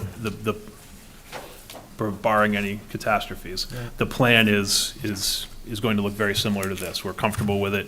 Of course, things like changes in growth in the town are gonna affect that, but we're comfortable with where this will bring us in a decade. And of course, the only other thing, this doesn't even include any ambulances. It doesn't, Which is a different that apparently is funded through a separate CIP. It's separate CIP, that's See, the absolutely right. a separate capital reserve fund. Excuse me, Sorry. sorry, wrong term, my bad. I agreed with you. Well, No, but I think the public needs to understand that too. yes. Is that we are talking about 2 fire engines now, and there are no, within your plan, there was no discussion about the ambulance, but it's Correct. 2 different issues. Yes. Sorry about that. And you also pointed out we skipped, if we had been doing it every 5-year kind of a thing, we skipped back in 2018. So we're a couple of years due on, which is why our capital reserve fund is high enough to be able to afford to at this point. And yes, we do have enough money set aside between the capital reserve fund and when we were negotiating this because of some savings in the chief's position, assistant chief's position, I was able to pull some money from last year's budget and tie it up in a purchase order so that we can afford to buy 2 engines this year. We do have enough money set aside. Does that leave money in the capital reserve fund, or? Yeah, yes, it will leave about $50,000 in the capital reserve fund. Which is why we can't, the ladder's a whole nother question, assuming we get another ladder. Right, and honestly, yes, that's a bigger debate and for a different day, but because we're talking $1.5 million and they do last, we can do a 5-year bond on that for cheap money, hopefully still in 22, 23, and if not, these fire, because these companies now, they've come to me and they're like, well, we can lease these 2 fire trucks to you. I'm like, no, I got money put aside, but they have these great leasing plans that are almost as good, if not better, than almost zero bond costs, so. Peter? Yeah, I guess at this point, I'm going to just say that obviously I'm going to support a motion to purchase the 2 engines. And I think I want to just say this out loud to the taxpayers, is that I don't think any of us here take lightly the expenditure of $1,043,000 and change. But I also think that, you have a 2007 engine, and you heard the numbers of the other engines. It's clear that our fire department needs these. They need the updated equipment, not only for their staff, but for the protection of the community. Also, you heard Bob Best from the planning board talking about all the growth that's happening in this community. So we're not getting any smaller, and the need is going to be here. So to me, granted, and Paul McCallie and the fire chief have made a nice presentation and argument as to why we should do this, as well as where the money's coming from in a responsible manner. So again, this is where my vote will be coming from, is that we need this. It looks like we're doing it in a responsible manner, so that's where I stand. Is that a motion there, Mr. Albert? I'm sorry? Is that a motion? I can, if you give me that number. I need the final number. I heard 1,043,000. I didn't get the. Are we doing a warranty? What do you want for a number in a motion, Paul? I had, Where we had the warranty too? That's what we're trying to do. Yeah. if we're including the warranty, the number is 1,043,672. 672? Yes, sir. Okay. Not 73. Not Seven- 70. I mean, that's pretty accurate down to the dollar. That's gonna say. what I came up with. Okay. If it comes out I'd to probably round it 73, out to the nearest I'll get my 1,000 wallet out, I myself, promise. But, So I guess I'll make a motion then at this point. Paul, you wanted to Oh, interrupt him a second? Well, all I was going to say is that to the people of the citizens of Merrimack is that we have saved for these purchases. So, yes, it has come out of your tax dollars over years for this, and we have saved for this. We're not going to increase your tax bill because we're buying these 2 fire trucks for $1 million. So we've been saving for this in our capital reserve. This is just a discussion to take the money, expend the money out of the capital reserve fund. So this is our savings account that we're taking it out of. And to just jump on that, if I might, you're going to see in our budget, when we talk about voting on it, this $1 million expenditure is going to be in our budget, even though we have the cash for it, right? So this is one of those times where the public has to understand that we have a savings account, we've already got the money, we're going to pay cash for it, basically, but that $1 million is going to show up in the budget, and it's going to look like we're going to tax you for it. We already have taxed you for it. Exactly, because there's an offset. Should have because- stopped while you were ahead. Because Well, this- but the point is, you've already paid for it. Right, you already paid I for it, know. and It's it's the true. way the state of New Hampshire makes me account for things. I have That's to right. gross budget, which means I have to put $1 million It's into the appearance. budget and take, $1 million into revenue that are ready to offset it. So it's a zero tax on this 2020 I should be tax. quiet while I'm ahead, Finley, right? Okay, so what's your motion there, Mr. Albert? I would, I make a motion for the expenditure of $1,043,672 for the purchase of 2 new fire engines. Do I have to indicate the? As stated. As As presented Yeah. For tonight. 2 new fire engines as presented by the fire chief this evening. And I would like to second that. Withdraw, the money is to come from the fire equipment capital reserve. Just say so Okay, moved. Is so amended? Can I get? Yeah, Yeah, that All works. right, I like that. And seconded. and if town manager is authorized to sign, or do we need that? All the associated additional addendums. Yes, and so amended again. I like that. And seconded by Nancy. As well, agreed.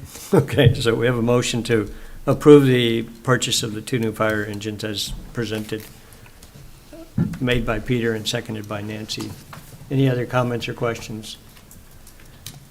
I'm going to say everybody's covered it pretty well, so I'll call for a vote. All those in favor signify by saying aye. Aye. Any opposed or abstaining? That passes 7-0-0. Thank you all very much. Thank you, Chief. Thanks thank for your you. work. Captain. Captain Thank you. Brendel, AC Harris, thank you. Thanks for your work.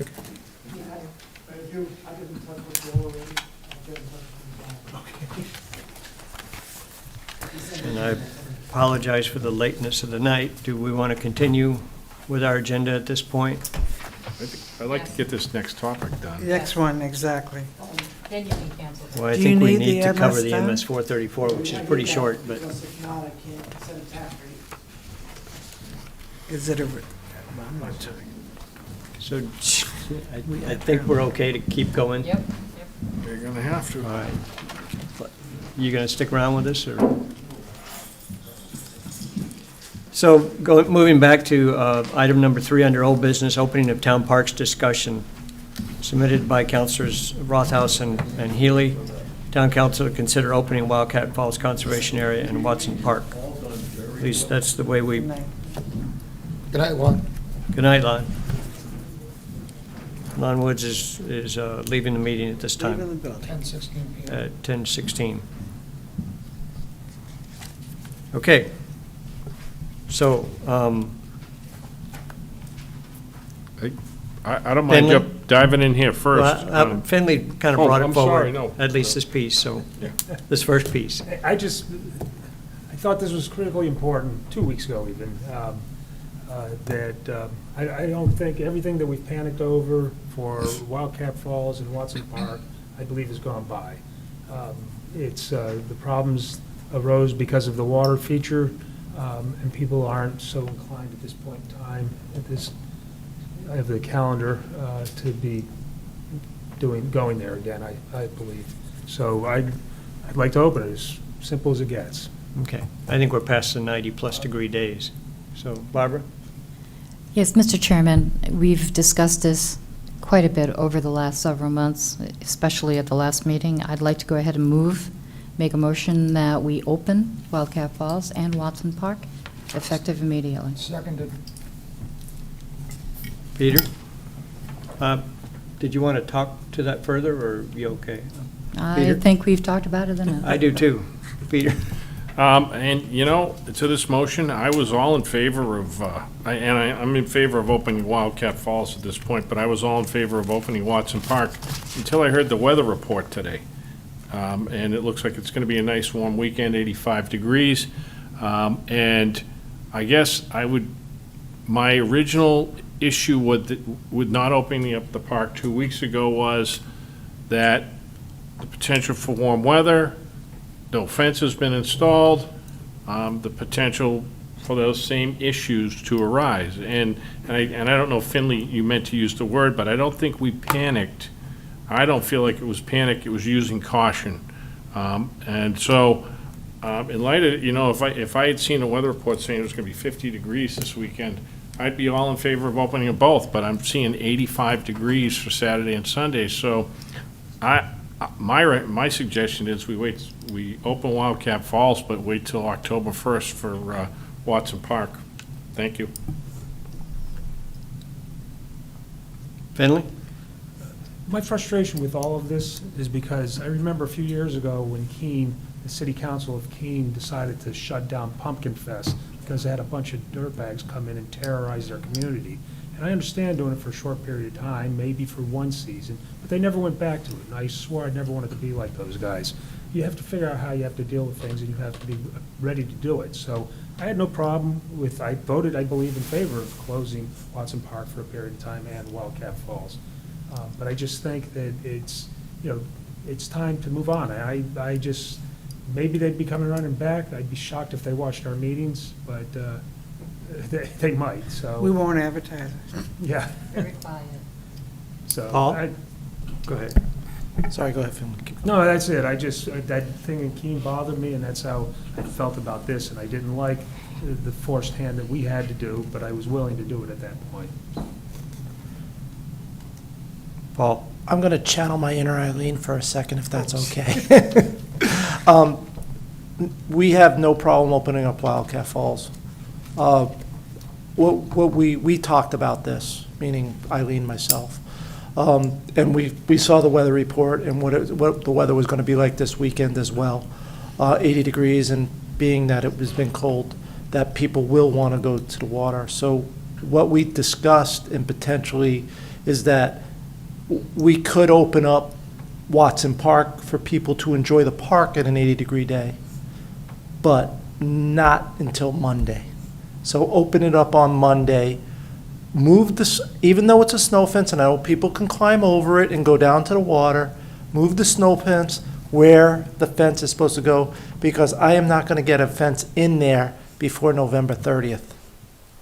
Even if before November 30th, to get a fence up in Watson Park.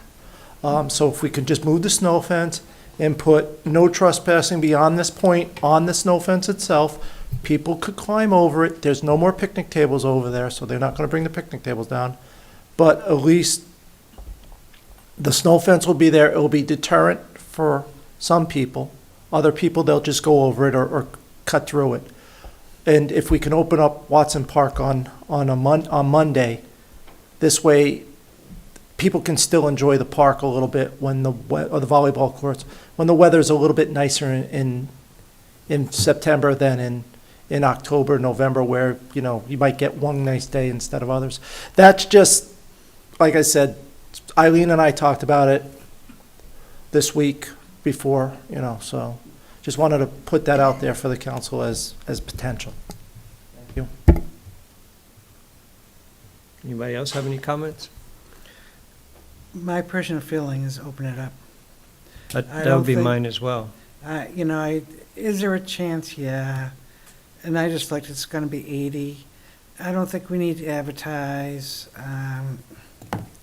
To me, it's worth the risk. I say open it up. I think the public deserves to be able to get in there now. Barbara? Yeah, I saw the weather forecast too today, and I thought about it, and I says, well, what's the difference? If we wait till October 1st, it could be October 10th, and we are in the 90s. At that point, we just keep pushing it and pushing it. So I said, I think we bite the bullet and do it and see what happens, because it's a moving target no matter what we do. You have any comments? Open it. Okay, Open it. so we'll call for a vote. All those in favor of opening the parks immediately, Watson Park and Wildcat Falls, signify by saying aye. Aye. Any opposed? Any abstaining? Note that Peter Albert is abstaining. Lon Woods has left the meeting. There was a 5-0-1 vote. Okay. Mr. Chairman, who was the second on that? Just so I can get it for the minutes. Who? It was me. It was Bill, I believe, wasn't it? Okay, thank you. Who made it? You made it. No, Barbara made it. Barbara made it. I don't know, I wasn't paying enough attention. It's funny how it goes by you at times. Okay, where does that put us? Paul, new business. The MS 434 discussion submitted by Finance Director Paul McCallie, the Town Council, to be presented with the details of the MS 434, the revised estimate of the 2020-2021 revenues. And this is needed to be able to set tax rate, I believe. Making sure everybody's still awake. No problem. You don't want us to read that, do you? No, I don't know what this is all. Good. Yes, delusions of grandeur if he thinks we can. I mean, I got glasses, but not that good. Yeah.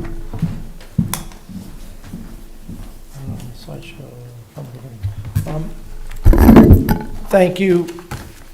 Thank you for having me on this discussion about the MS 434. For those that at home that don't know what an MS 434 is, it's a revenue report that we have to send up to the state in order to help set the tax rate. This is a chance for us to look at our revenues at this point in the year and make changes, because we start the budget process roughly a ago when we started making these estimates, and as we all know, in 2020, some things have happened. So what I'd like to do is I'd like to recap for you. We just finished an audit for the town of Merrimack. Basically, our undesignated fund balance at the beginning of the fiscal year was just over $10.1 million. Fund balance increases due to revenue was $226,000 during the 2019-20 year. Fund balance increase due to unexpended appropriations was $391,723. Use of fund balance was voted on by the council last year at this time to use about $1,066,588. What that did, it was a decrease in the fund balance when you add all those numbers up to $448,589. My estimated fund balance at the end of the year is $9.6, almost $9.7 thousand dollars. 9.7 million. Sorry, 9.7 million thousand. It's just, What's a few zeros amongst friends? I'm okay. So, and then during the budget process, the town council said that we're going to use about $1,550,000 of fund balance to help reduce the tax rate. The projected fund balance at the end of 2020 would be about $8.1 million. That $8.1 million is roughly 8.28%. We have a warrant article that was passed years ago that says fund balance should be between 4% and 8%. The council has done a very responsible job of reducing the fund balance over the years. As you can tell, we jumped in between 17-18 and 18-19 from 7.2 to over 10, and now we're bringing it back down, but we're bringing it back down very responsibly. And then this is the fund balance run out that we've been talking about. So we start with the 9.7 million. To reduce the taxes, $1,550,000 brings it down to 8.1 or 8.2%. Next year, we're looking to use the same $1,550,000 of fund balance during the budget process to bring it down to $6,500,000. And then in 22-23, you'll see that we'll be down to 5.4% of a fund balance number. What I want to talk to everybody about is that, yes, we do have some extra fund balance numbers, but before I get into the revenue, we have some major expenses coming up next year. Retirement expense is estimated with the new rates to be about a $500,000 hit to the budget. 4 new firefighters that we've talked about. If we do not get the grant, then we go forward with proposing 4 new firefighters. That's another $400,000 to $500,000. And then I do have one other hit is a 53rd week payroll, which is about $250,000. So our payrolls are about $250,000. So if you add all that up, we could be anywhere from about $900,000 to $1.2 million worth of additional expenditures from this year's budget itself. So what I would like to do is I'd like to get into a little bit of the 2021 revenue adjustments. During the budget time, back in February, March, we proposed interest of $775,000 in the budget. I'm revising that estimate down significantly, about $325,000 to $450,000. The reason is if anybody has heard the Fed chairman right now, he's going to keep Fed rates down to as close to zero until we get 2% inflation. So that could be several years that we're going to be getting back down to our interest rates of hardly any money. Pennies on the dollar. Right. I think I looked at the rates that we got in July, and the lowest rate was 0.25%. The highest rate was 0.4%. And that's compared to 6 months ago, we were getting almost 3% on our money. So that's a significant hit. So I reduced the interest. Block grant, because of COVID, people weren't traveling. They downgraded their estimate from 617 to 580. Rooms and meals, we were at 1.5 million. They downgraded that to 1.3 million. As many of you remember, this Governor Sununu and the legislature gave us the $222,000 bump for 2 years. We were hoping that it would stay in place because the rooms and meals numbers were showing really positive for the last 5 years. But because of what's going on, we believe that a better estimate is going back down to 1.3 million. Current use is on a good note. 75,000, I'm bumping that up to 90,000. The reason why I'm bumping that up to $90,000 is we have a warrant article that says that it's a 50-50 split until the Conservation Commission or that fund, the Luck Fund, hits $1 million. We are really close at the end of 1920 of hitting $1 million. So we'll be seeing a lot more of those current use, or those current use changes will come in through to the general fund to offset the tax rate, while that, once they hit $1 million, which they should be at right now because we had a big land use change came in at the beginning of the year. And then we got good news from our insurance company. We got about $163,000 worth of a rebate because a couple years ago, if everybody remembers, they were sued to give back their fund balance back to the members, and that's our portion of what they're giving back. They're giving back about $18 million. We get about $163,000 of it. We're finally getting it now? No, that's new. Oh, that's new. They went back and they've audited, and that's what their fund balance was that they're returning. So, yeah. So net, as you net this all through, it's a decrease in our revenue about $411,000, almost $412,000 into our revenue. We have a good note, and that is our property valuations. We're estimating only to go up about $11 to $12 million last year. It went up almost $90 million because of all the building and values and things of that sort. So our values increased by about $90 million. The $411,000 is about a 12-cent increase to the budget. The $90 million is a 12-cent decrease. So it's a net zero gain from what we proposed in the budget of $5.06. So what I'm asking the council tonight is one, the $1,550,000 that we voted in the budget, does the council still want to propose that to give that back as relief to the taxpayers? Peter. Paul, in what you were showing us was we were reducing this, and it looks like in 2023 we'll be at a number where we want to be. Right.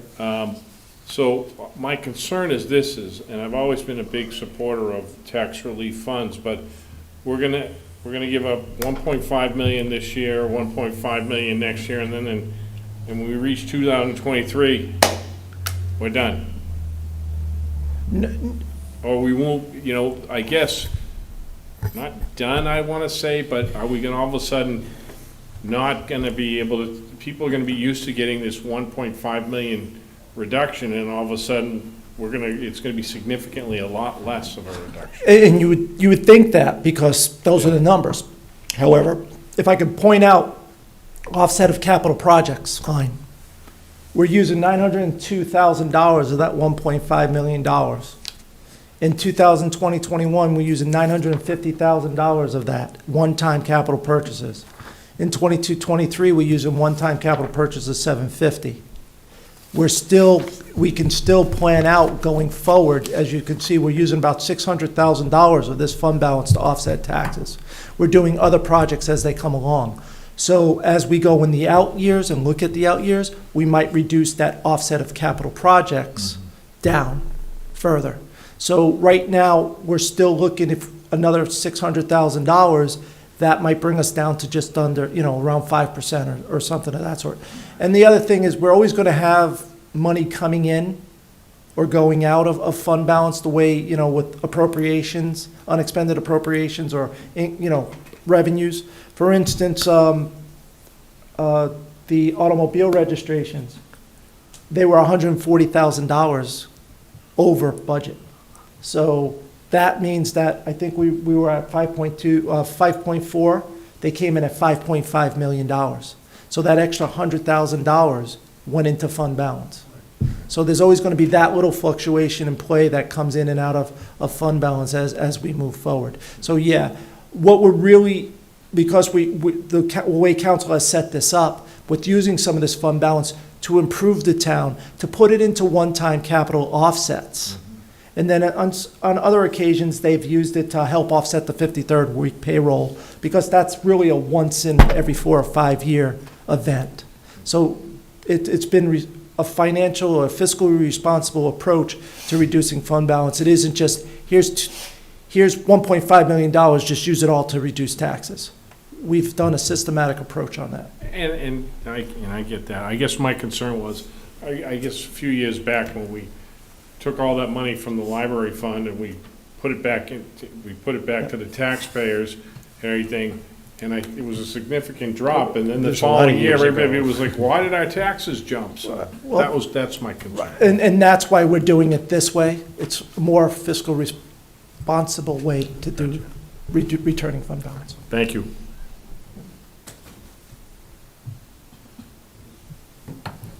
Any other questions of Paul?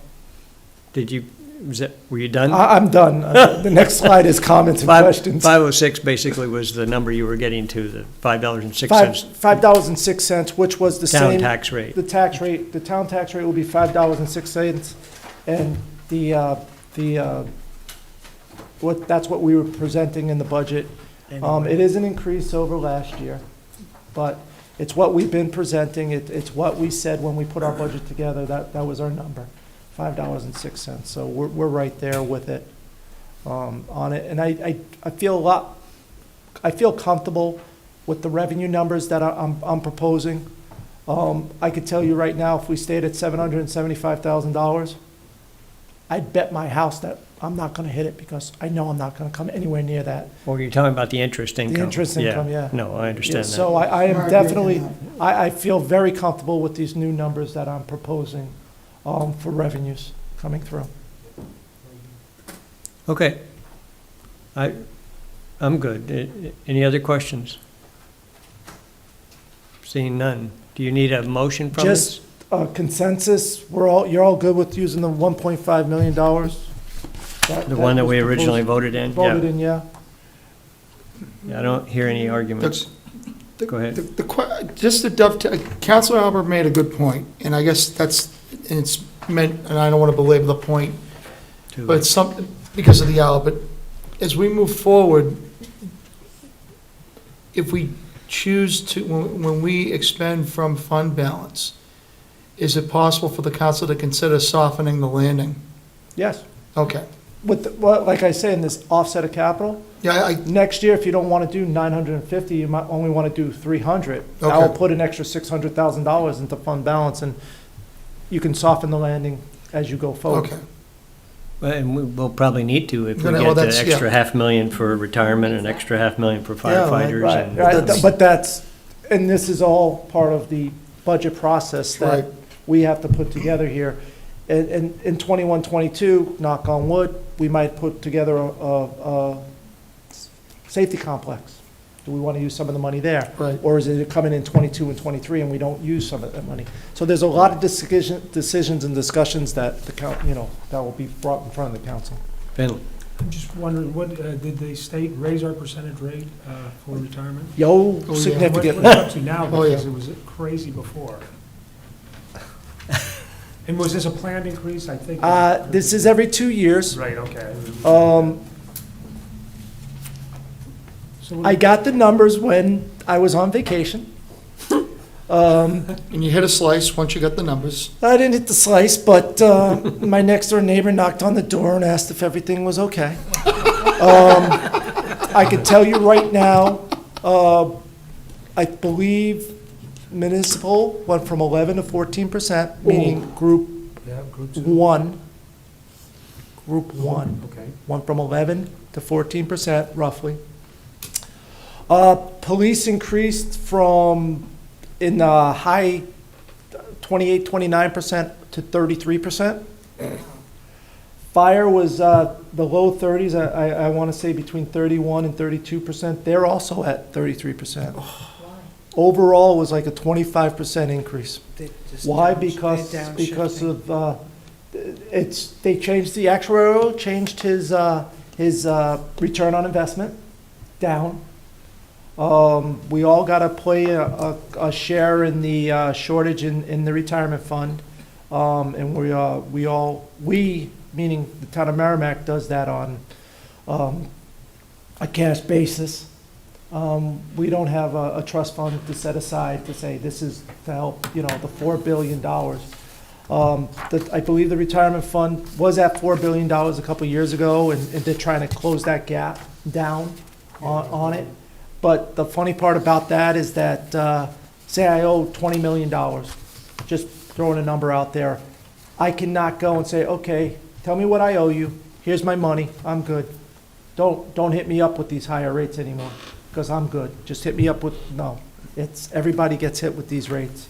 And that's what they do, and it's cyclical. As you know, they changed some of the retirement options for group, for the police and fire.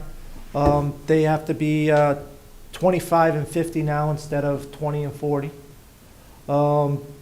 They've changed some other things for the employees. I believe you got to be 30. You got to be 65 or 30 years.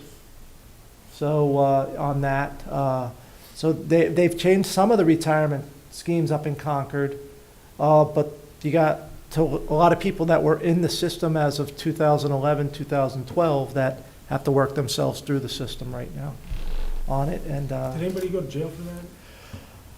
No. What happened is that some people were very creative with contracts in communities that when they left, they're getting more than what they ever got paid in the community, 130, 140%. Like the fiduciaries, or whatever their titles are, should have been responsible for that. In No, fact, they weren't. didn't, nobody went to jail on that, but that's why there's a huge increase coming down the pike for that. And like I said, that coupled with everything else that's happening in 2020, it's, Sucks. please end. Somebody said, please let 20 end. So maybe 21 will be better. That's the year that we're gonna forget, because hopefully this comes down. I'm sorry, I'm mumbling. I will be quiet now, but Bird in the hand and two in the bush kind of thing. That's Gotta be it. a little careful what you hope for. exactly. So, All right, thank you, Paul. I think Thank you. you got consensus that we're all good with keeping the status quo. thank you very much. Thanks, Paul. Which brings us to the minutes. Mr. Chairman, I would move the town council meeting minutes of Thursday, September 10th, 2020, the following modifications.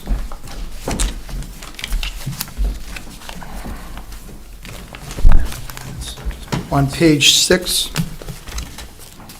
line 11, Pine Haven is one word. And then starting on page, starting on page 10, line 16, Mr. Calabro spells his name Calabro. So wherever his name appears, if we could change that, that would be great. Line 48 on page 10, the apostrophe is between the L and the S, not on the outside of the S. And then lastly, on page 12, the end of line 8, it reads, motion carried 6-0 as Council Woods left at 10:05 PM.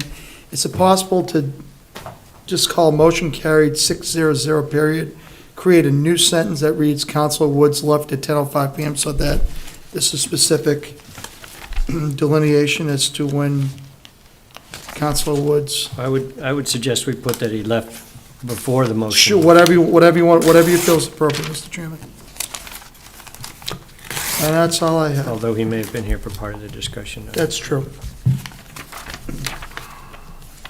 Well, you might notice that he left during the discussion of the.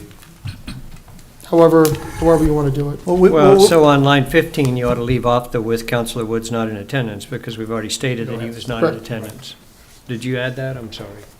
That was the drift. Wait, you did something on line 8. On line 8, it said motion carried 6-0 period, and then create a new sentence that indicated that Council Woods had left at 10:05 PM. I know, but there's another one at line 15. that carries on with Counselor Woods not in attendance. Okay, I chose not to remove that because I was okay with it. But if we make a statement above that he left, then Then you that's- certainly that's could remove it. superfluous You could- you- information. I would absolutely, prefer to Mr. remove Chairman. it. Yep. There's no- He didn't say it, is what I was saying. Oh. Okay, any other adjustments? Barbara? Yeah, on page 2, line 24, it talks of due to only having 2 sets out of 5 filled, I think that's supposed to be seats. On page 7, line 11. Oh, seats, okay, I'm sorry. Yeah, oh, sorry. Page which? I'm sorry. 7. 7. Line 11, contains a fence and mentions that a fence is able to done. Is that be done or something else?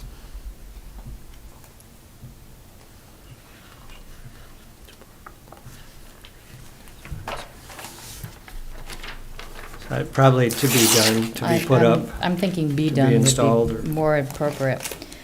On line 9, line 21, my name is spelled wrong. Which page? 9, Oh, page 9. yeah, it's on line 21, Sorry. Missing an E. missing an E. Yep. And on line 44, I'm a wise guy. line 44, quilts. Quilt of valor. It should be quilts with a capital Q of honor, of valor, sorry, wrong one. And on page 13, at the very end, when we adjourn, we need a time.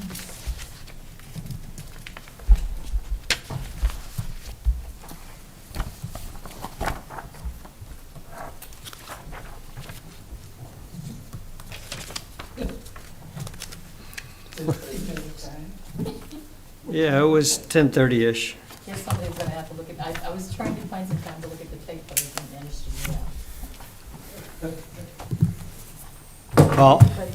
Sorry, I normally don't have these, but I had to, I actually had to send the motion in for the public hearing, and I specifically remember stating that page 3, line 42, on the motion, that the council said enter designee or the assistant town either the town manager or assistant town manager to sign it, because I remember we needed to say that. Yes, we did say that. So we have changed that motion. I just want to bring it out that that motion has been changed to, we went back to the video tape and changed that motion to what actually was stated there. Okay, thank you. Any other comments or suggestions? Do we have a second on the motion to approve? Second. Seconded by Barb. Bruh? Too late, you spoke up and made changes. So a motion by Bill and seconded by Barbara to accept the town council meeting minutes as amended. All those in favor signify by saying aye. Aye. Any opposed or abstaining? That passes 6-0-0. Comments from the public? Is that where we're at? Yep. Comments from the press, comments from the public, comments from the council?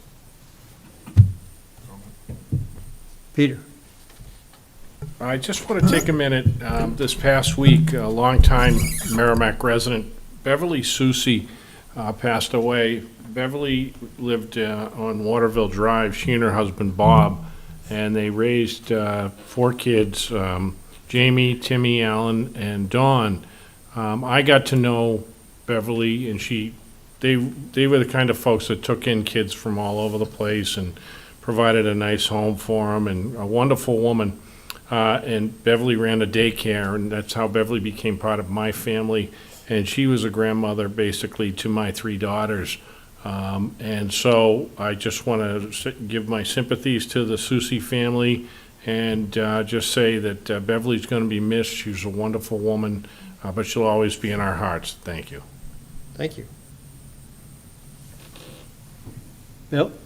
Yeah, thank you, Mr. Chairman. And along the same vein, Nancy Gagnon was my neighbor ever since my wife, Michelle, and I moved to town some some 16 years ago, and I cannot begin to express the level of sadness that not only, losing Peter earlier this year, but to lose Nancy as well, I find, I'm just saddened by it. She was an amazing woman, great with her kids, great with her grandkids, but like you alluded to earlier in your statement, the commitment that not only Peter gave to this community, but the commitment she gave in serving the town of Merrimack should not be overlooked. And I think, again, some of the things that we see here in our community, we can point to and state that the Gagnons had their hand in this, or the Gagnons had their presence in that. And I think